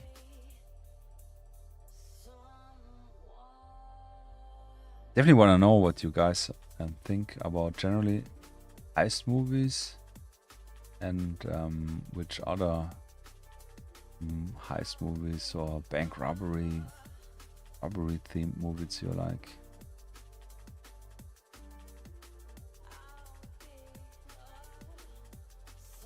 And I'm currently in the state here painting this miniature where I always think like, oh, Jesus Christ, the highlights, they look so weird, so off. But I know that after the varnish and I look again at it, that it will look really, really nice.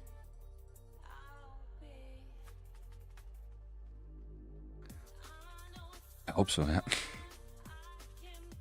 Yeah, but I think it looks really good. Yeah, definitely looks a little bit more lighter, but the camera color, the gray and white values, they are always a little bit off than they are in reality. Yeah, it definitely looks more like a gray.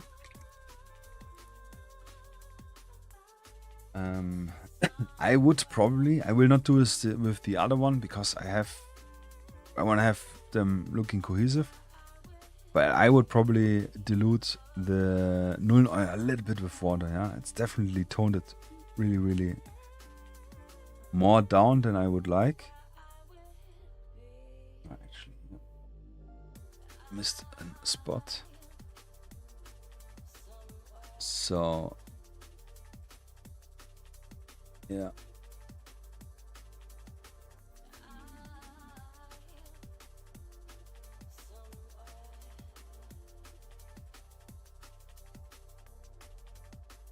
Just my extra 2 cents.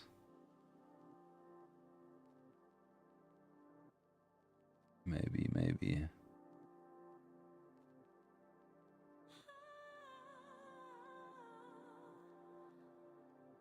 But still, I like it a lot, yeah. Especially with the red tie, which we're gonna do now. Yeah, for the red tie, I will use Vermilion for the highlight. Yeah, it's just a brighter red, and we will probably just do an edge highlight. I think, yeah, makes the most.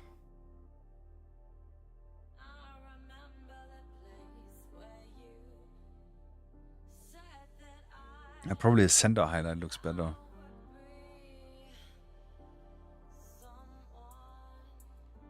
Which means all but the edge.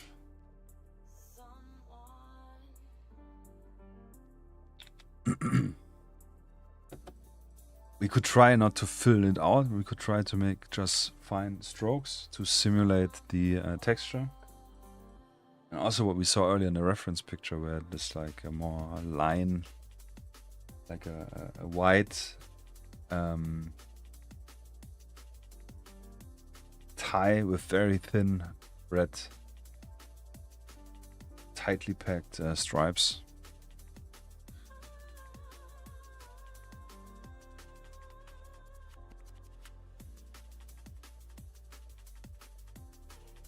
Yeah, for this I really want to make sure that I have a nice tip.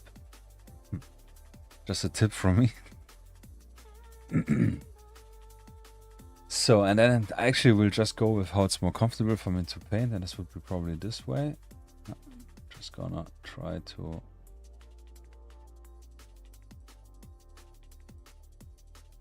pull some lines.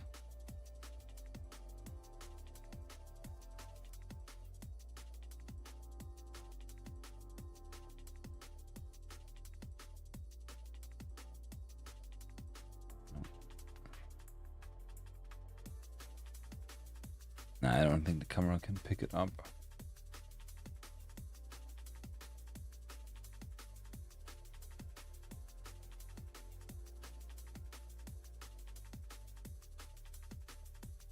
And the hardest part will be now here without messing it up. Here I will not pull lines.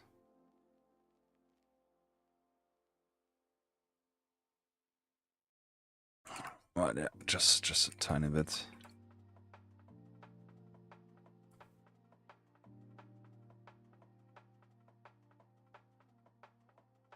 So next up, the black. And the black we actually use our gray-green, yeah, my eternal highlight for the green. Still rather full, yeah, actually. Surprising, but yeah, I'm just using it for highlights, so not really using it a lot, technically.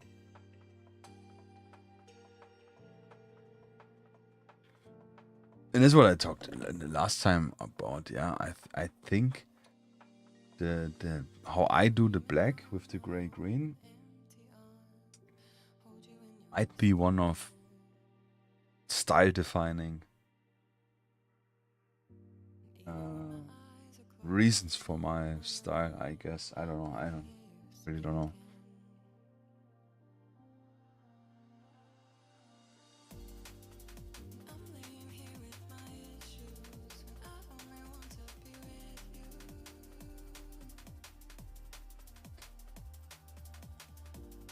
So, duffel bag. So we're gonna definitely pick this hair out of the brush. Gonna pick the details and the edges. Hard edge highlight here. This grip. All the details. Those are zips maybe? I actually don't know.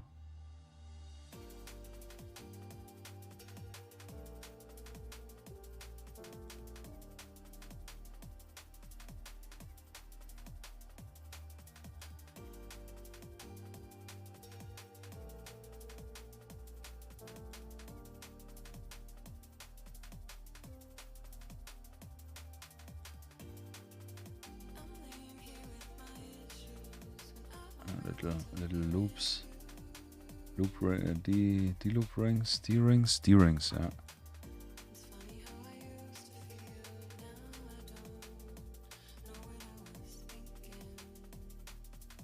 And a little zipper, and here a little strap. Here a little fold. This one we're gonna imagine. Yeah, sometimes I think if I have the feel it looks not homogeneous, like too artificial, then I usually add in a fake detail or like a fake fold. Or when it's a fake, I just paint it in. But I'm actually making a fold in.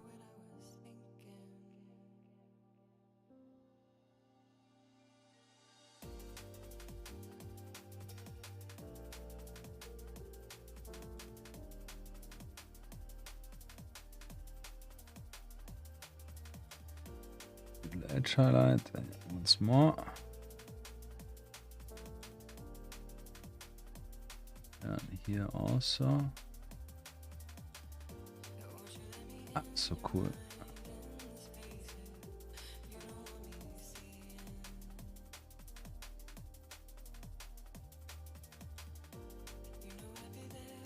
That we're gonna do here, edge. Yeah, the bottom is really flat, but also the bag is really filled up to the brim, with money. So what we could maybe do here some little pull things in the corners where the this is where the handles go together, yeah. So I assume that this is maybe a location where it will be pulling on the fabric, just to make it interesting. Actually, here we got some tiny folds we could add on. Now, yeah, obviously the big carry strap he got over his front. Yeah, here we're gonna also do just the center highlight as good as possible. On both sides. Both sides in terms of on the front and here on the top. I can also here clean up our little red mistake on the strap. I don't know if you saw it.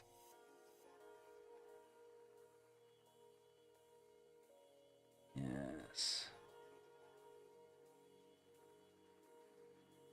Oh yeah, the belt buckle actually.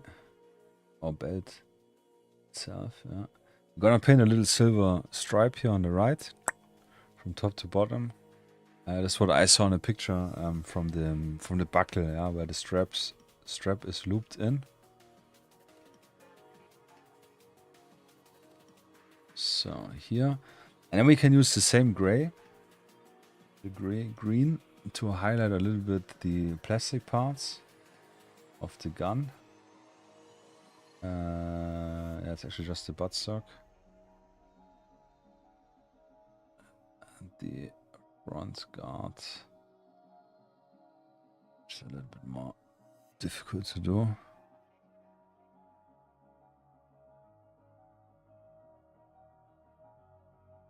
Or not.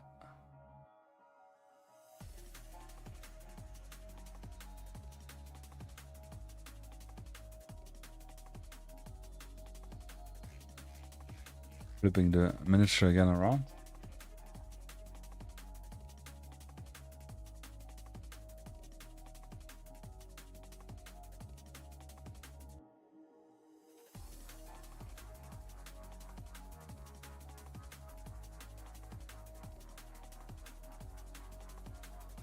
Yeah. So we got a little bit more texture to the furniture of the gun, even if just a bit. But at least I can say I painted it, yeah. It's not visible.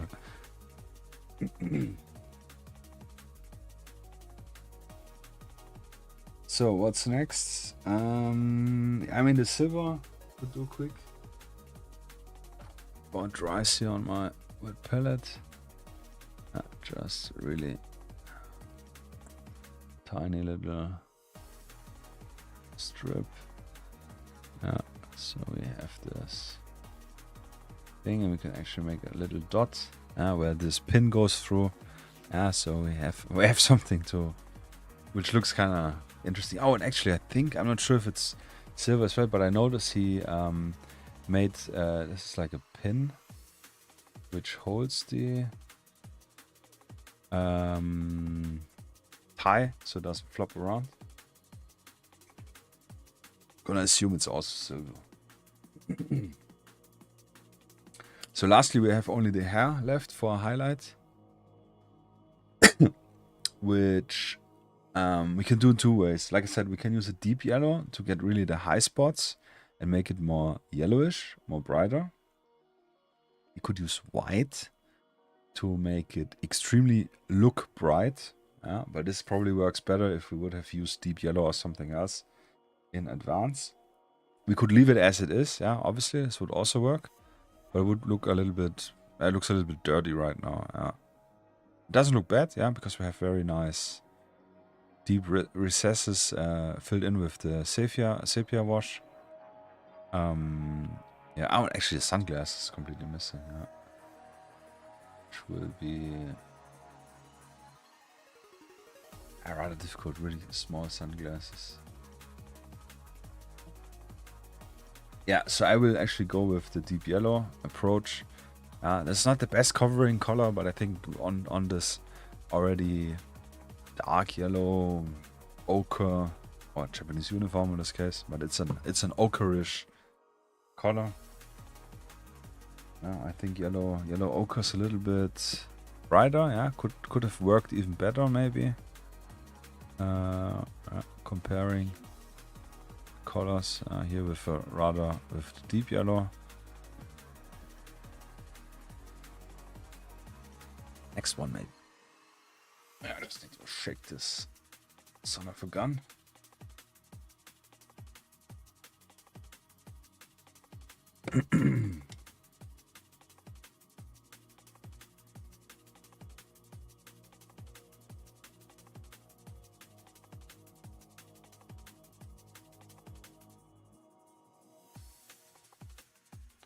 So picking up the deep yellow, and yellow is always really difficult with the coverage. You notice I really need to try the AK Interactive, and I heard from Army Painter the Fanatics the yellow is really nice. What I'm actually gonna do is I'm just gonna go, this works actually really good. Go over single hair strands, just trying to follow them a little bit, and in the same way we gonna paint some like hair texture on it. Makes the hair more alive and also plastic with volume and not so flat.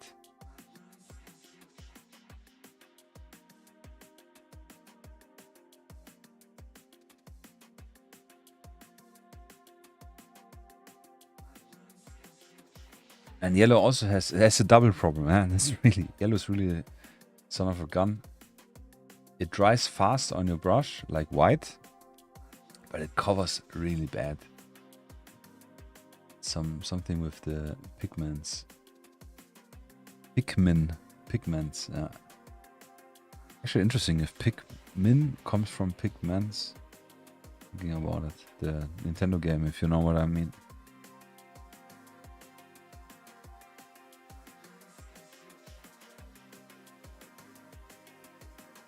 That's already dry, yeah. Another reason why wet palette is really godsend. Must have. Or must build. Actually something I could also do is show you how to build your own wet palette. How I, for quite 3 or 4 years, I think, 4 years for sure. 3 years for sure, 4 years probably. Just used my self-built wet palette, and I only bought one because was again missing 10 euros or 12 or something for the free shipping. Then I just said, okay, let's treat myself for some industry level precise wet palette.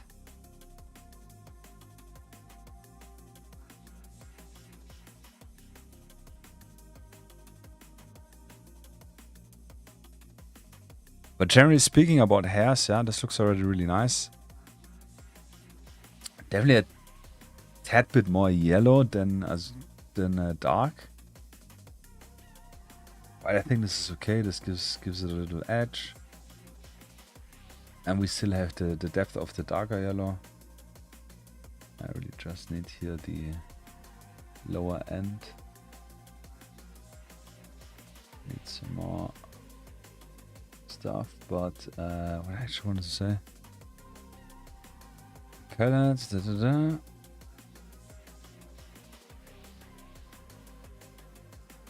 Ah yes, with the head, yeah, it makes sense in spending a tiny little bit more time on the head and give it a little bit more attention and precision, because this is something which always pops out on a miniature, yeah, where you look, if you look at a person, what's the first thing you do? You look them in the face. That's the same with the miniature. We always look first in the face and then at the other details. Try it out yourself, put your miniature somewhere, or look where your miniatures are and just kind of analyze yourself. Which means like, yeah, the face or the head and head is always something which I should get some extra attention, literally. So yeah, technically we are finished. I think he looks already extremely good. We could keep the glasses just black. Yeah, I think it's a little bit lame. So just noticed that the glasses, yeah, this is really hard now. There's a little black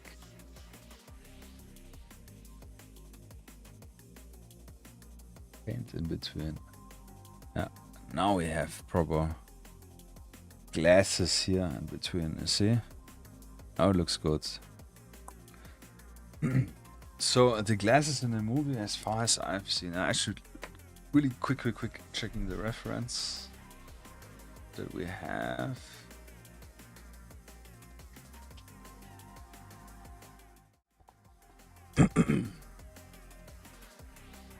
Just to be, I mean, yeah, they're mainly black. I can see they have like a brownish tint.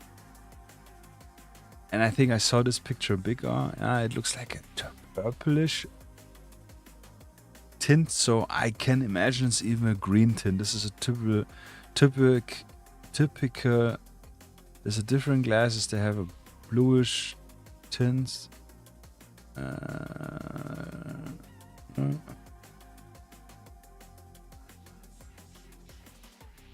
just love this, how extremely they go in detail with the gear. This is so cool.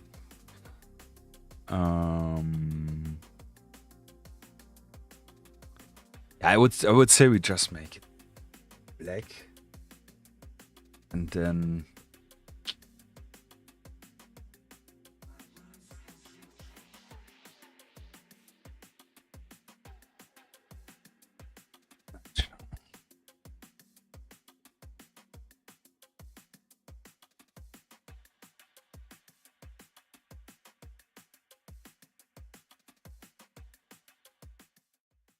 hard choices to make.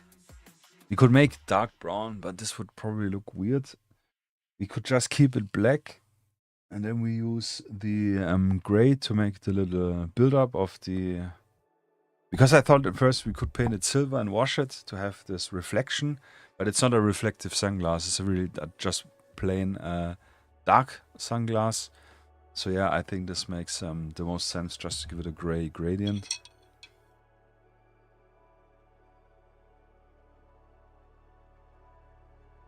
Oh, really catching up on my thirst here. So as we have already a few grays here, we could... It's very small, yeah, I have to say, very, very small sunglasses if you compare with this guy. Yeah. Quite similar, but definitely those are a little bit smaller. I would use gray-green now, the stuff we used to highlight the black. Yeah, and try to paint in half of the lower bottom. It will be really, really not so easy. Yeah, because we have need enough paint, but not too much, so we smudge it. This is okay. Flip the miniature around, yeah, so we have full control.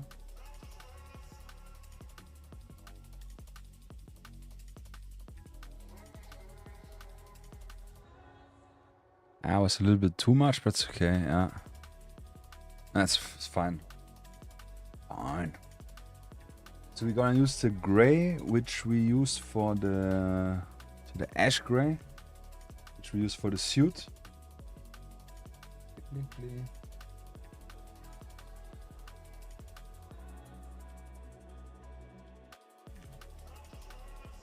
Yeah, technically I have enough on the wet palette to make one last stroke. Yeah, and we do literally only the bottom area, tiny little stroke like this. Yeah.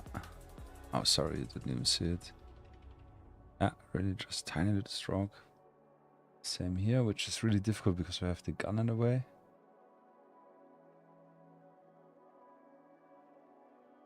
I think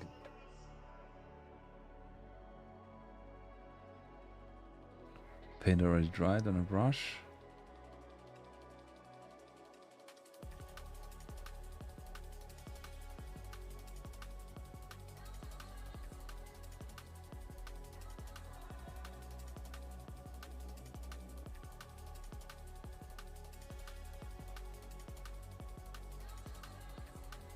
That looks good.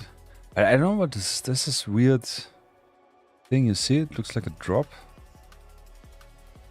I think this is from from the priming, some dry piece came out of the airbrush maybe. Yeah, this is a little bit doof, as we say, a little bit annoying, a little bad. Try if I can flick it off.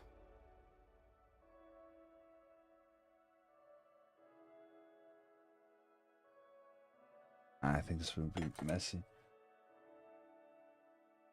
The easiest way is just to paint it black.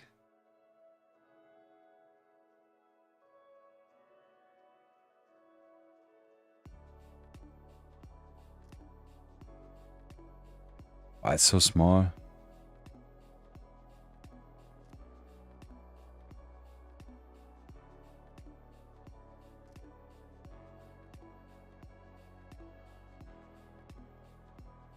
Ah, this looks even worse.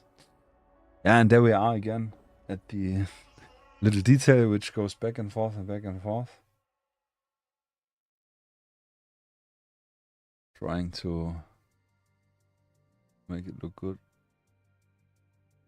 Ah, scheiße, now we made it even worse, I think.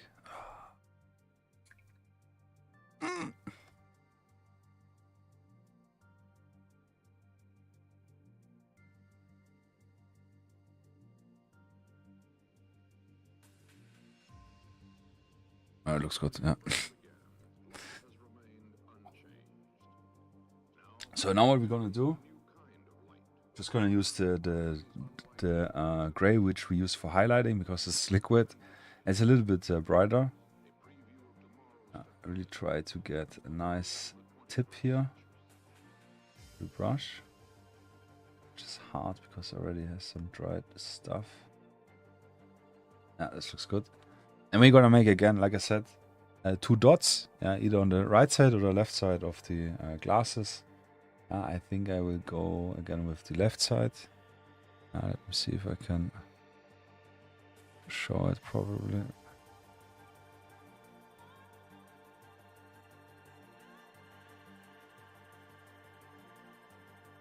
It's of course dried already.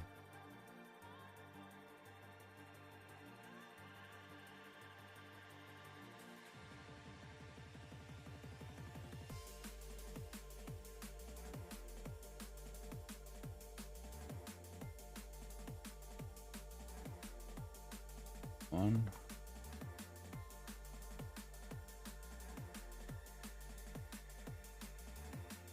Two. It's not really perfect. That's okay, yeah. They're really, really small. But you see, we have now some fake reflection in the glasses. That's okay.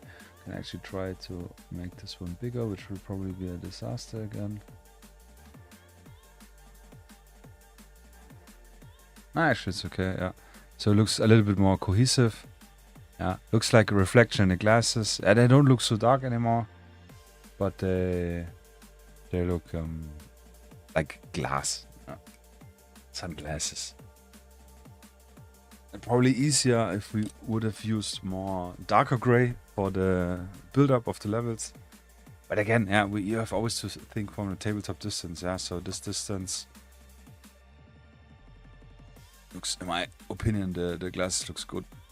The skin looks here very dark. Yeah, I'm not so happy about this wash compared to here. It's okay. Really, really is okay. Could actually use the Kislev and highlight his neck.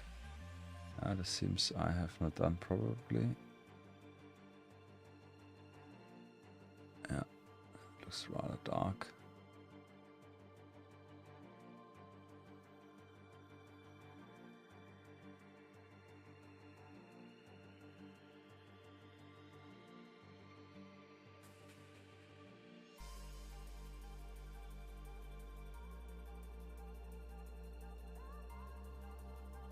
Yeah, it looks a little better. Nice. Yeah, I would call it done in this state. We could do now, before we continue, paint the base. Yeah, so I will give them for sure concrete type of base for the urban environment. So my concrete is always ash gray, or asphalt if you want to have. So just paint my base in concrete, and then we can later. I usually do this the next day, so it's really dry. Go over arc wash, yeah, Nullen oil, or I like to use the dark tone from Army Pinner because it's cheaper. And it's, like I said, those are the old washes from Citadel. And I heard bad about the new one, so I'm really, really careful and skimpy with the... not skimpy. Greedy. Not greedy. Stingy with using them for unnecessary parts. So I literally... Oh, there's a hole in the base. What the hell? That doesn't matter. Paint everything gray, sorry. It seems like there was some stone or something which fell out. So that's interesting.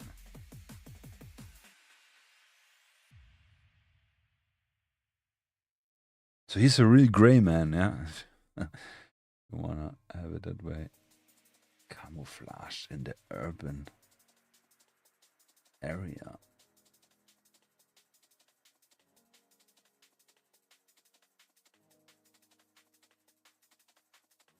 And he's like, I'm using 20mm bases, yeah? You guys know I have this problem with 20mm. And he's really, really literally on the edge of possibility, yeah? So if you order this one from me and you get my 25mm bases, definitely fits way better on.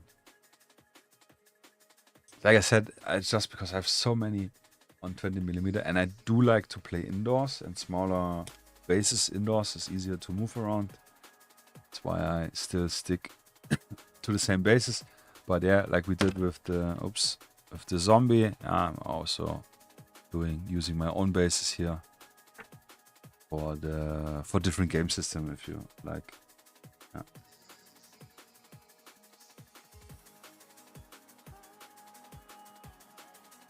Yeah, I think he looks rather good. Let's prepare the Ultramat. Is it Ultramat? Always shake the varnish, yeah.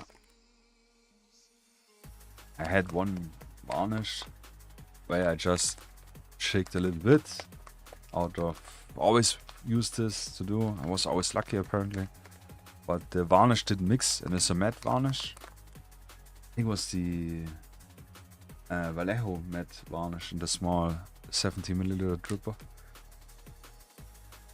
Oh, sorry guys. And it's already time, so perfect timing, more or less. Yeah, probably half an hour over it with the varnish. But yeah, long story short, it did mix probably up, and when I varnished it, it didn't become matte. It was massively glossy and massively milky. Yeah, and all where the varnish pulled a little bit was super milky. It destroyed the figure so much. I was so annoyed, yeah, because this was one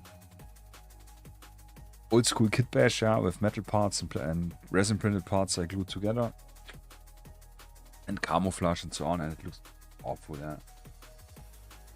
Don't know where it is. Put it in the box of shame or something like this. So soak it in. Now we just have to be extra careful to not touch the wet base, to not get gray in the varnish. And yeah, so, but as usual, we just start top to bottom, and then we should be fine.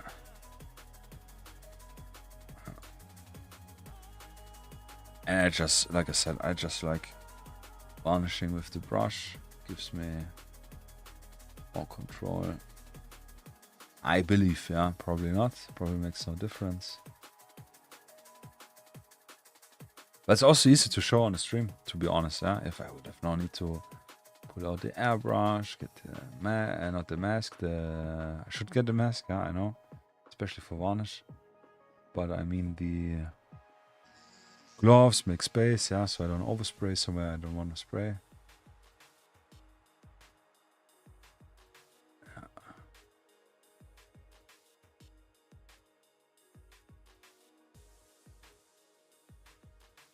So one thing we can do, which I will probably also do off stream, but I will show, like I usually do, I show last week's miniature in the full, until then, full glory. The next stream, yeah, so I would probably do now, add a gloss varnish to the glasses, just to have it, give it a little shine and have it like real glasses, sunglasses. And as we read in our little very well written gear clothing loadout description, the leather shoes are glossy, yeah. So I'm actually thinking about giving the shoes as well gloss varnish to give them polished shine. And it should look really nice.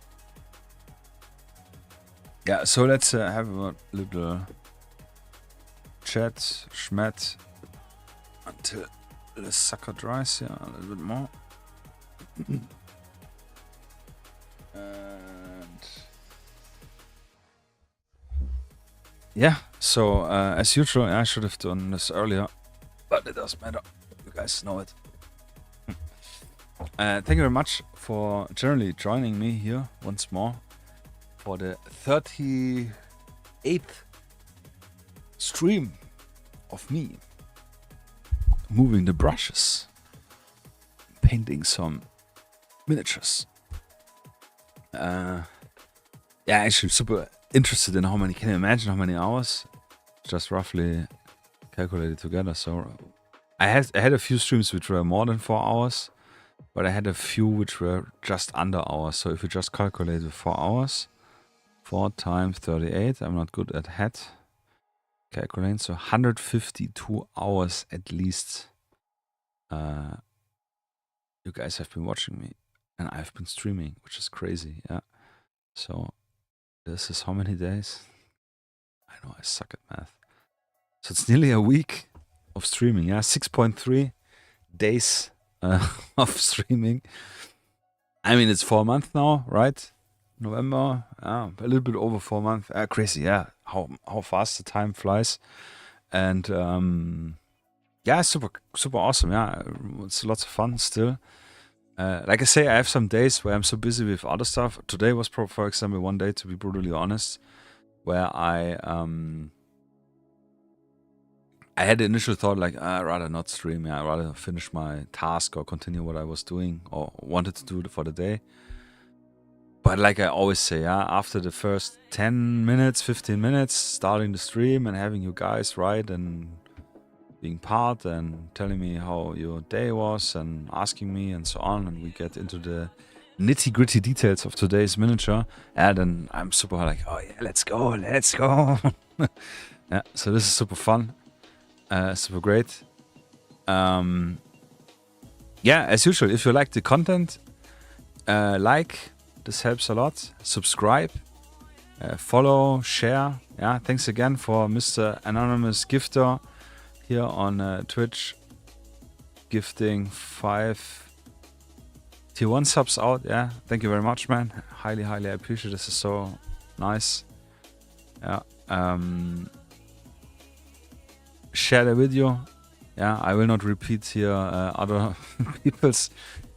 Make sure and share it to everyone, you know. Yeah, I mean, it would be cool if you would like to, but I'm not sure if your other people who are not into the hobbies like it. But nonetheless, if you think someone likes the content, the miniature, or are new to miniature, want to learn to paint miniatures, 28mm, it doesn't matter if it's ultramodern or not. I mean, obviously, this is my shtick. This is what excited me the most. But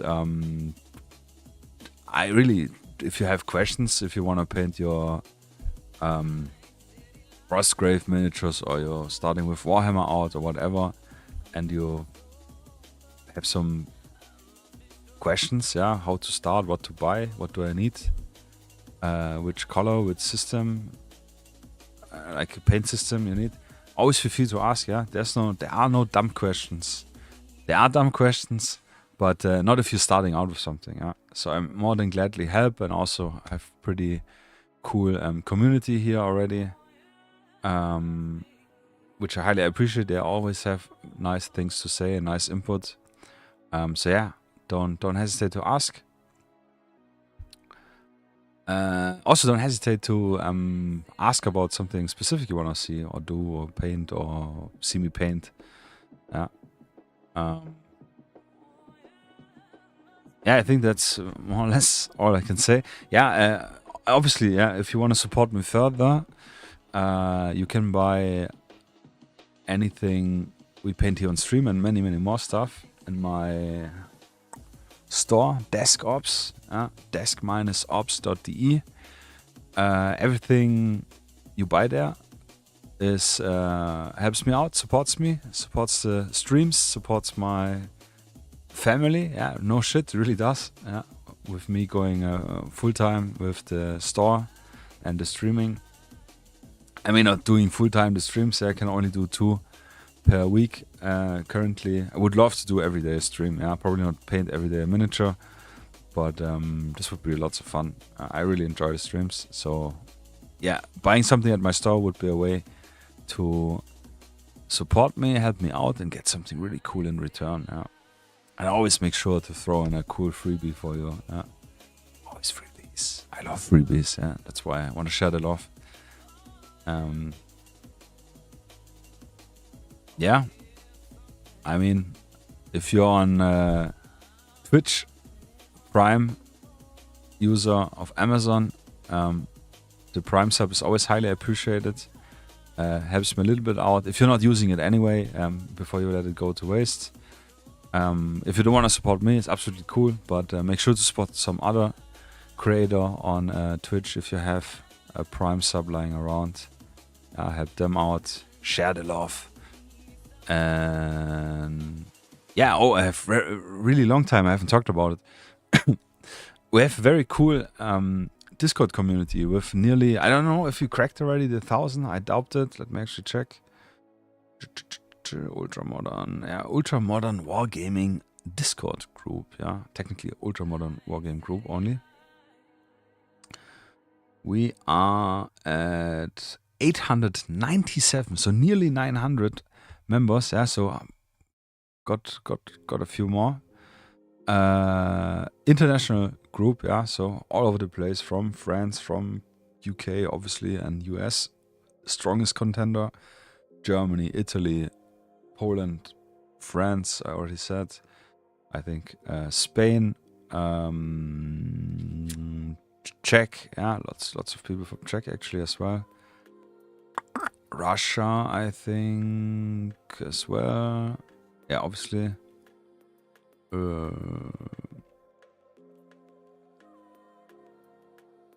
Yeah, I think that's all I can come up with. So yeah, feel free to join if you like Ultramodern Wargaming. Yeah, we're not open for everything. We have also separate channel if you want to share some other stuff you paint, which is not Ultramodern, but still, yeah, should be on topic what you're gonna do. Link in the description. Yeah, there's the invite link. Feel free to join. Be patient, read the stuff, yeah, because you will see the channel only after your cooldown. It's a little bot protector, yeah, because we also have sadly a few spamming weird individuals there as well. But you know how it is, it's always the same. What else do I always forget? Yeah, and it's a super helpful community also, yeah. So they always help out. We share a lot of pictures, tutorials. Yeah, I'm just about. I should have done it last week. Wanted to create a dedicated tutorial channel where people can post their painting recipes for certain camouflage. Yeah, like I have a few one, and yeah, it's cool. I really like the community. I'm neglecting a little bit, but I have very good mods in my team as well. I do keep an eye out. Yeah, I'm just... There's only so much time per day. Yeah, but I always read. I always check and read what other people are doing. I'm just not myself posting very actively. Yeah. Yes, so you're very welcome. And generally, I know I'm super excited for the rest of the month. Yeah, I already showed it earlier. Let's go. I have on my website, if you go on my deskops.de, you can change the language here if you don't want to in German, you want it in English. I use it mainly in English, so be my guest. But in the bottom, and I post it also on social media, we have a stream schedule. So if you want to say like, oh, not always time, and so on, which is, I'm not mocking you, I'm just literally, it is how it is, I know it myself. I decided to put out a full, more or less full monthly schedule, so you guys can really pick the dates, the stuff you like. I mean, I highly appreciate if you come for every stream, this, the more the merrier, obviously.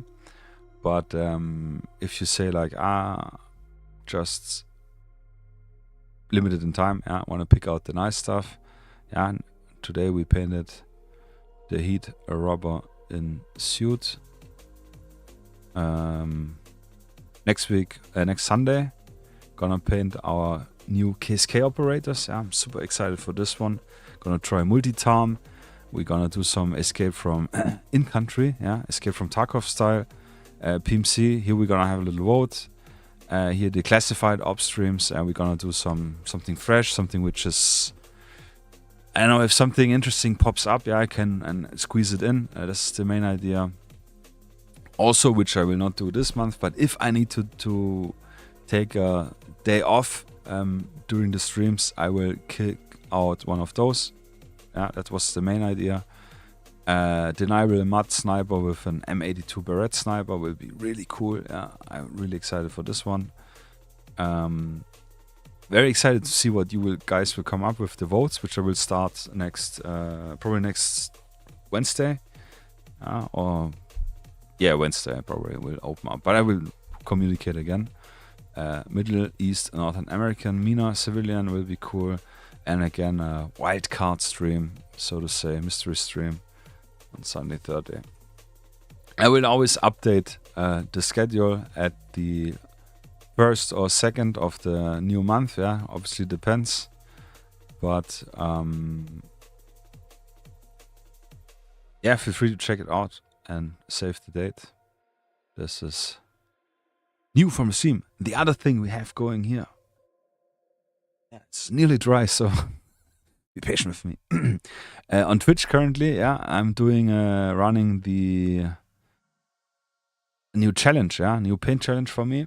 You can throw in your accumulated channel points, yeah. If you watch me on Twitch, I think you need an account actually to get the channel points, but then you get channel points accumulating, and those you can spend for some fun stuff like make me drink, make me stink. No, not really. What was the other stuff? Yeah, if you're just lurking, yeah, you can send out a notification for everyone, like this one. Lurk, yeah, just an example. I have also some other stuff, and new stuff. But I have, you can donate your points also to the group effort, yeah, to make me do the challenge, which I really would like to do. It's a 3-color paint challenge, yeah. So the idea is I will pick 3 colors which are kind of cohesive, and I will not do the blue, yellow, and green, not green, blue, yellow, and red basic colors to cheese it out a little bit. But it still could be interesting.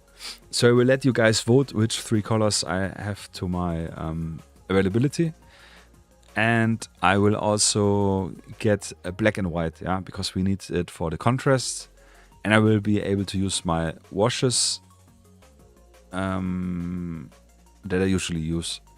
Yeah, but then we're gonna pick, you guys gonna pick from 4 that I pick miniatures. And then we're gonna do one stream where I just really use those 3 colors to paint it. I think this will be super exciting, very nice, out of the comfort zone.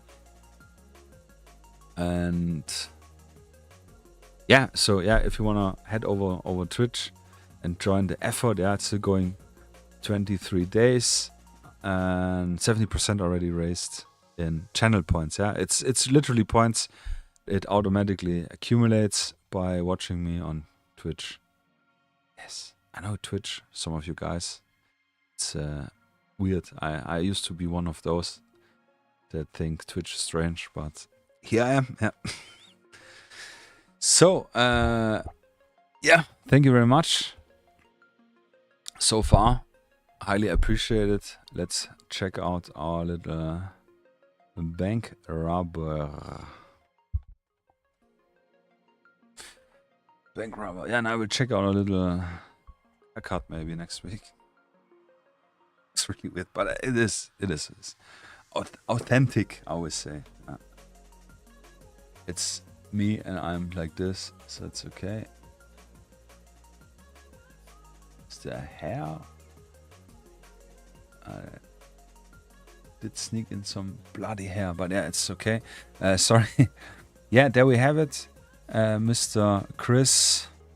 Which I don't know the last name, to be honest. Yeah, very cool miniature. I had a lot of fun. Yeah, the glasses look good. Looks a little bit too bright. Yeah, I don't know if we should have just left them black, to be honest. But it's okay. I will not rework it. I like to capture the. If it's not a huge mistake, like painting something over, I do like to keep the miniature how they are, as a time capsule, so to say. So. And maybe in 5 years, I want to revisit some miniatures and repaint them with my new acquired skills. It's something I do want to do rather soonish. I think I have acquired one of the old Spectre medals, which was one of those miniatures, which was the first batch I painted.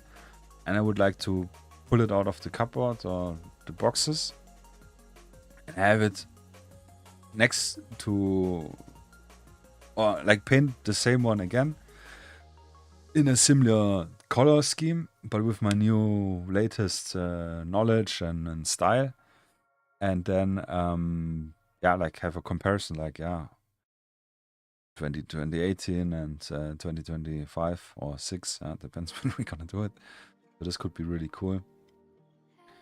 Yeah, but I really like it. This was a lot of fun. This is something was different. Yeah, no camouflage suit. I think I've only painted 1 or 2 guys in a suit maximum, which was like VIP characters. But yeah, I think they look really cool, and I cannot wait to get the rest painted. Rest, aka 2 more guys in this attire. And yeah, I think you enjoy. I hope you enjoyed it. I did. And yeah, thank you again for joining. And I catch you in the next one, I think. Yeah, but let me actually go to the proper screen. Sunday will be cool. Yeah, really, really looking forward to the multi-arm. So yeah, once more, thank you very much, everyone watching. Again, still watching in the future, which is in the past. Yeah, if you're watching it again. And yeah, and don't hesitate dropping any comments, any questions. Yeah, definitely wanna know what's your favorite heist movie, which you think is gonna inspire you, or it does inspire you for some games. Yeah, I think movies generally are super inspiration for narrative gameplays or generally creating scenarios. So yeah, long story short, I will be taking a little break. Then it's going back and processing your orders, which I'm very thankful for your orders. Yeah, thank you very much, guys. So that's me. I'm Dan from the desk. Peace. Take care. Successful tomorrow, Friday, or any other day you're watching this. Stay positive, good mood. Don't let anyone rustle your jimmies. Yeah. Don't get annoyed. Don't let anyone leech your energy by being annoying, negative, or obtrusive. And keep on brushing. Yeah, we are these guys. Bye bye. Take care. See you Sunday.